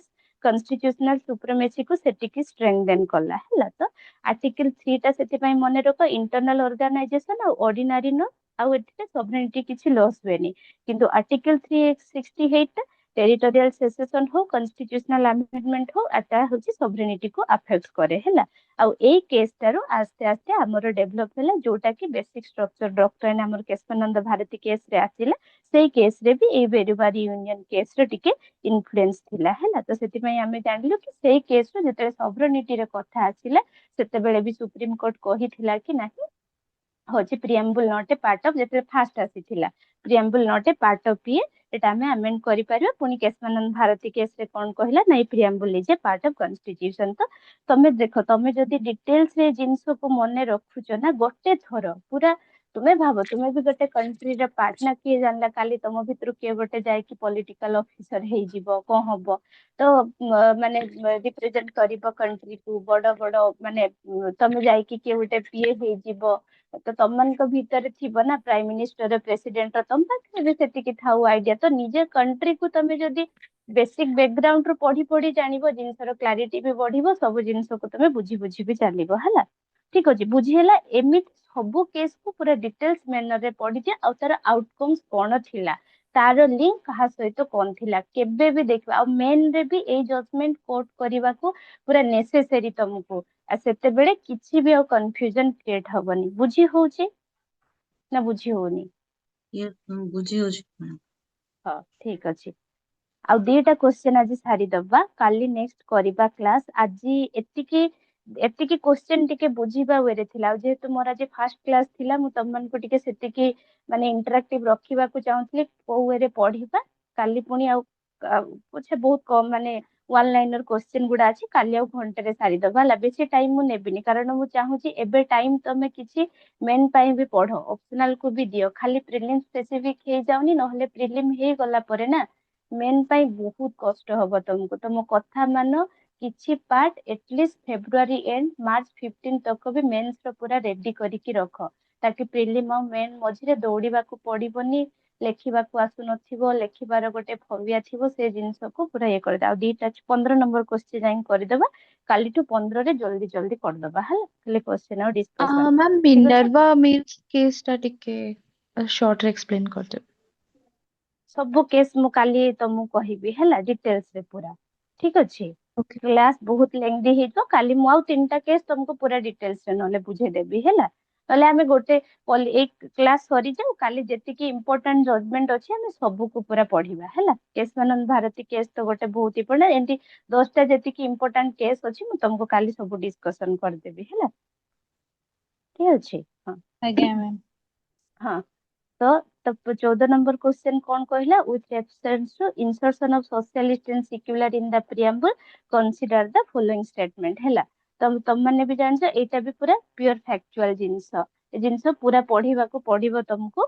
ତ କଣ ହେଇଥିଲା ଯେତେବେଳେ ମାନେ 42nd ଆମେଣ୍ଡମେଣ୍ଟ ଆକ୍ଟ ର ବି ଏଇଠି ଗୋଟେ ପାର୍ଟ ଅଛି, କାରଣ ସୋସିଆଲିଷ୍ଟ ସିକ୍ୟୁଲାର ଆଉ ପଲିଟିକାଲ ବ୍ୟାକଗ୍ରାଉଣ୍ଡ ବି ବହୁତ ଅଛି, ଯେ କେବେ ମାନେ ଏମିତି ଥିଲା କି ସିକ୍ୟୁଲାର ୱାର୍ଡ ଅଲରେଡି ମାନେ କଣ ଯେଟା କୁହନ୍ତି କି ଇନଡାଇରେକ୍ଟଲି ଆମର ପ୍ରିଆମ୍ବୁଲ ରେ ଥିଲା, କିଛି ନେସେସେରୀ ନଥିଲା ସିକ୍ୟୁଲାର ୱାର୍ଡ ଆମକୁ ପୁଟ୍ କରିବାଟା, କିନ୍ତୁ ଯେହେତୁ ସେତେବେଳେ ଆମର ପଲିଟିକାଲ ଇନଷ୍ଟାବିଲିଟି ଥିଲା, ତ ସେଥିପାଇଁ ଆମର କଣ ହେଲା କି ଯେତେବେଳେ ଏମରଜେନ୍ସି ଲାଗିଥିଲା ସେ ଟାଇମିଂ ରେ ହିଁ ଆମେ ସୋସିଆଲିଷ୍ଟ ୱାର୍ଡ ଲଗେଇଦେଲୁ ସିକ୍ୟୁଲାର ୱାର୍ଡ। ତ ତାର ତ ମାନେ ହିଷ୍ଟ୍ରି ବହୁତ କିଛି ଅଛି, କିନ୍ତୁ ତମେ ଯେତେବେଳେ ପଢୁଛ ଖାଲି ଏଇ ୱାର୍ଡ ରେ ଟିକେ ମାଇଣ୍ଡ କୁ ପଚାର ଯେ ଯେତେବେଳେ ବି ଏଟା ପୁଟ୍ କରାହେଲା ସେ ଟାଇମ ର ସିଚୁଏସନ କଣ ଥିଲା, କଣ ପାଇଁ ସୋସିଆଲିଷ୍ଟ ସିକ୍ୟୁଲାର। ଆଉ ଏମିତି ବି କୁହନ୍ତି ବି ଏବେ କି ଆମେ ସିକ୍ୟୁଲାର ୱାର୍ଡ ହଟେଇ ଦବା ଦରକାର, କାରଣ ଏଇ ସିକ୍ୟୁଲାର ୱାର୍ଡ କୁ ନେଇକି ଇଣ୍ଡିଆ ଏଜ ଏ ଡାଇଭର୍ସ କଣ୍ଟ୍ରି ବହୁତ ପ୍ରୋବ୍ଲେମ ବି ଫେସ୍ କରୁଛି। ଆଉ ଯଦି ଆମେ ସିକ୍ୟୁଲାର ମେନସନ ନ କରିଥାନ୍ତୁ, ତମେ ଡିପିଏସପି ଦେଖ, ଫଣ୍ଡାମେଣ୍ଟାଲ ରାଇଟ୍ସ ଦେଖ, ସବୁରେ ଆମର ସିକ୍ୟୁଲାର ମାନେ ଆଇଡିଓଲୋଜି ଟା ସିକ୍ୟୁଲାର ମାନେ ଯାହାବି ସିଗ୍ନିଫିକାନ୍ସ ଟା ଝଲସୁଥିଲା। ହଁ ଆମର ପଲିସି ମେକିଂ ସେମିତି ଥିଲା, ମେ ବି ଆମେ ସିକ୍ୟୁଲାର ୱାର୍ଡ ୟୁଜ କରୁନଥିଲୁ, କିନ୍ତୁ ଯେତେବେଳେ ଏମରଜେନ୍ସି ଆସିଲା ଇନ୍ଦିରା ଗାନ୍ଧୀ ଗଭର୍ଣ୍ଣମେଣ୍ଟ, ସେ ପଲିଟିକାଲି ଇନଫ୍ଲୁଏନ୍ସ ବି ବହୁତ ଥିଲା, ଆମେ ସୋସିଆଲିଷ୍ଟ ଆଉ ସିକ୍ୟୁଲାର ୱାର୍ଡ କୁ ୟୁଜ କରିଦେଲୁ। ସୋସିଆଲିଷ୍ଟ ୱାର୍ଡ ତ ଗୋଟେ ସେନ୍ସରେ ମାନେ ଠିକ ଅଛି, କିନ୍ତୁ ସିକ୍ୟୁଲାର ୱାର୍ଡ ମେନସନ ନଥିଲେ ବି କିଛି ପ୍ରୋବ୍ଲେମ ନଥିଲା ହେଲା। ତ ବାସ୍ ତ ଆମେ ଦେଖିବା ସେ କଣ କହୁଛି କି କୋଉ ଆମେ କନସିଡର କରିବା କି ଯେତେବେଳେ ପ୍ରିଆମ୍ବୁଲ ରେ ଇନପୁଟ ଥିଲା ତ କଣ ହେଲା। The supreme court held the inclusion of these word in 1976 can be invalidated due to the retrospective change in the adoption date of preamble. retrospective change ଆମେ କୋଉଟାକୁ, ଯୋଉଟା କି ସପୋଜ ତମର 1 ଜାନୁଆରୀ ରୁ ଗୋଟେ ଲ ଆସିଲା, କିନ୍ତୁ ଆମେ ତାକୁ କଣ ବେକ୍ ଡେଟ୍ ରେ ଯେତେବେଳେ ତାକୁ ଲାଗୁ କରୁ ସେଟାକୁ ଆମେ ରେଟ୍ରୋସ୍ପେକ୍ଟିଭ କହୁ। ପଲିଟିକାଲ ରେ ଏହାର ବହୁତ ଇନଫ୍ଲୁଏନ୍ସ ଅଛି, ଇକୋନୋମିକ୍ସ ରେ ବି ବହୁତ ଅଛି, ସେଥିପାଇଁ ଆମ ମାନଙ୍କର ଯୋଉଠି ରେଟ୍ରୋସ୍ପେକ୍ଟିଭ ଲ ଯୋଉ କଣ୍ଟ୍ରି ବେଶୀ ଫଲୋ କରେ ସେଇଠିକୁ ଏଫଡିଆଇ ସେତିକି ଆଟ୍ରାକ୍ଟ ହୁଏନି, କାରଣ ସେମାନେ ବି ସେତିକି ଇନସିକ୍ୟୁର ଫିଲ୍ କରନ୍ତି କି ଏଇ କଣ୍ଟ୍ରି କେତେବେଳେ ରେଟ୍ରୋସ୍ପେକ୍ଟିଭ ଲ ଯଦି ଯଦି ଲଗେଇଦବ ତାହେଲେ ସେତେବେଳେ ପଲିସି ତାଙ୍କ ମାନଙ୍କର ଲସ୍ ବହୁତ ହବ ନା। ତ ରେଟ୍ରୋସ୍ପେକ୍ଟିଭ ଚେଞ୍ଜ ଲ ଟା ଏଇଟା ଗୋଟେ ବହୁତ ହାର୍ମଫୁଲ କଣ୍ଟ୍ରି ପାଇଁ। କିନ୍ତୁ ଏଇଟା 1976 ରେ ଏଇଟା ଷ୍ଟେଟମେଣ୍ଟ ଏଇ ପାଇଁ ଇନକରେକ୍ଟ ଅଛି କାରଣ ସେତେବେଳେ ସୁପ୍ରିମକୋର୍ଟ ସେଇଟା ଭ୍ୟାଲିଡେଟ କରିଥିଲା ଆଉ ଏଟା ରେଟ୍ରୋସ୍ପେକ୍ଟିଭ ଲ ସେ ଲଗେଇ ନଥିଲା। ତ ସେଥିପାଇଁ ଏଟା ହଉଛି ଭୁଲ। First supreme court held the inclusion of the words in 1970 can be invalidated due to retrospective change in the adoption of preamble। ଏଟା retrospective ହେଇନଥିଲା, ଏଟା ସୁପ୍ରିମ କୋର୍ଟ କୁ ମାନେ ଭ୍ୟାଲିଡେଟ କରିଥିଲା। ଭ୍ୟାଲିଡେଟ କଲା ବୋଲି ତ ସୋସିଆଲିଷ୍ଟ ଆଉ ସିକ୍ୟୁଲାର ୱାର୍ଡ ୟୁଜ ହେଲା ନା। ମାନେ ଏମିତି ଗୋଟେ କମନ ସେନ୍ସ ଲଗେଇକି ବି ଆମେ ଯଦି ଦେଖିବା ଇନଭ୍ୟାଲିଡେଟ ତ କେବେ ବି ନୁହଁ। Then Article 368 empowers Parliament to amend the preamble, ଯୋଉଟା କି ଆମେ କେଶବାନନ୍ଦ ଭାରତୀ କେସ ରେ ଆମର ଆଉଟକମ ଆସିଥିଲା। ହଁ ଆମର ହେଇପାରିବ। The word secular implies the state can promote one religion over other। ମାନେ ଏମିତି ନାହିଁ କି ଏଇ ଷ୍ଟେଟମେଣ୍ଟ ଟା ଯଦି ଦେଖିବ ତମର ଇନକରେକ୍ଟ। ଆମେ ଜାଣିଛୁ ଆମେ ଗୋଟେ ପ୍ରିନ୍ସିପଲ ଡିଷ୍ଟାନ୍ସ ମେଣ୍ଟେନ କରୁଛୁ ନା କି ଆମେ ଗୋଟେ ରିଲିଜିୟନ କୁ ପ୍ରମୋଟ କରୁଛୁ ଓଭର ଏନଦର। ତ ଏଇ ଷ୍ଟେଟମେଣ୍ଟ ଡାଇରେକ୍ଟଲି ମାନେ ଇଣ୍ଡିଆନ ସିକ୍ୟୁଲାରିଜିମ ର ଗୋଟେ ନେଗେଟିଭ କନୋଟେସନ। ତ ଏଇଟା ଆମେ ଏବେ ହିଁ ପଢିକି ଆସିଲୁ। ଇଣ୍ଡିଆନ ସିକ୍ୟୁଲାରିଜିମ ହେଲା ଗୋଟେ କଣ ପ୍ରିନ୍ସିପଲ ଡିଷ୍ଟାନ୍ସ, ନା କି ସେ କାହାକୁ ପ୍ରମୋଟ କରୁଛି କୋଉ ଗୋଟେ ରିଲିଜିୟନ କୁ ତା ପାଇଁ ସବୁ ରିଲିଜିୟନ ଇକ୍ୱାଲି ହେଲା। Then 42nd Amendment Act also inserted the word integrity in the preamble। ମନେ ରଖିବ 42nd ମାନେ amendment ରେ socialist, secular ଆଉ integrity ଇୟର ଟାକୁ ବି ସବୁବେଳେ ମନେ ରଖିବ। ମେନ୍ ବେଳକୁ ବି କାମରେ ଆସିବ। କେତେବେଳେ ଏଇ ଇୟର କୁ ବି ଚେଞ୍ଜ କରିକି ଅପସନ ରେ ଭୁଲ ଭାଲ ଦେଇ ଦଉଥାଏ ହେଲା। ତ ଏଇଟାକୁ ଟିକେ ମନେ ରଖିବ ହେଲା। ବୁଝିହେଲା? ତ ଏଠି ଅପସନ ବି ଓନଲି ମାନେ 2 ହବ। ଆମର 1 ଆଉ 4 ଏଇ ଦିଟା ହିଁ 1 ନା 2 ଆଉ 4 1 ଟା ଭୁଲ ହେଲା 3 ଟା ଭୁଲ ହେଲା ହେଲା। 14 ନମ୍ବର ଗଲା। ଦେନ୍ ଆମେ 15 ନମ୍ବର କୁ ଯିବା। Consider the following statement about the Indian constitution. Preamble prioritize social justice over political justice. ଏଟା କେବେ ବି ନୁହଁ। ଆମେ ସବୁ ଜଷ୍ଟିସ କୁ ଇକ୍ୱାଲି ପ୍ରମୋଟ କରୁଛୁ ନାହିଁ କି। ଆମର ଇକୋନୋମିକ ଅଛି, ସୋସିଆଲ ଅଛି, ପଲିଟିକାଲ ଅଛି। ଆମେ କୋଉ ବି ଗୋଟେ ମାନେ ଜଷ୍ଟିସ କୁ ଓଭର ଏମ୍ଫାସାଇଜ କରିନୁ କି priority ଦେଇନୁ। The preamble mention equality of status not equality of opportunity। ସବୁ ଆମର ଇକ୍ୱାଲି ମେନସନ ଅଛି। କୋଉଟା ଗୋଟେ ବି ଆମେ ମାନେ ଦେଇନୁ କି ଯେ ଇକ୍ୱାଲିଟି ଅଫ ଅପରଚୁନିଟି କୁ ଆମେ ବେଶୀ ଦେଇଛୁ, ଇକ୍ୱାଲିଟି ଅଫ ଷ୍ଟାଟସ କୁ କମ ଦେଇଛୁ ନାହିଁ।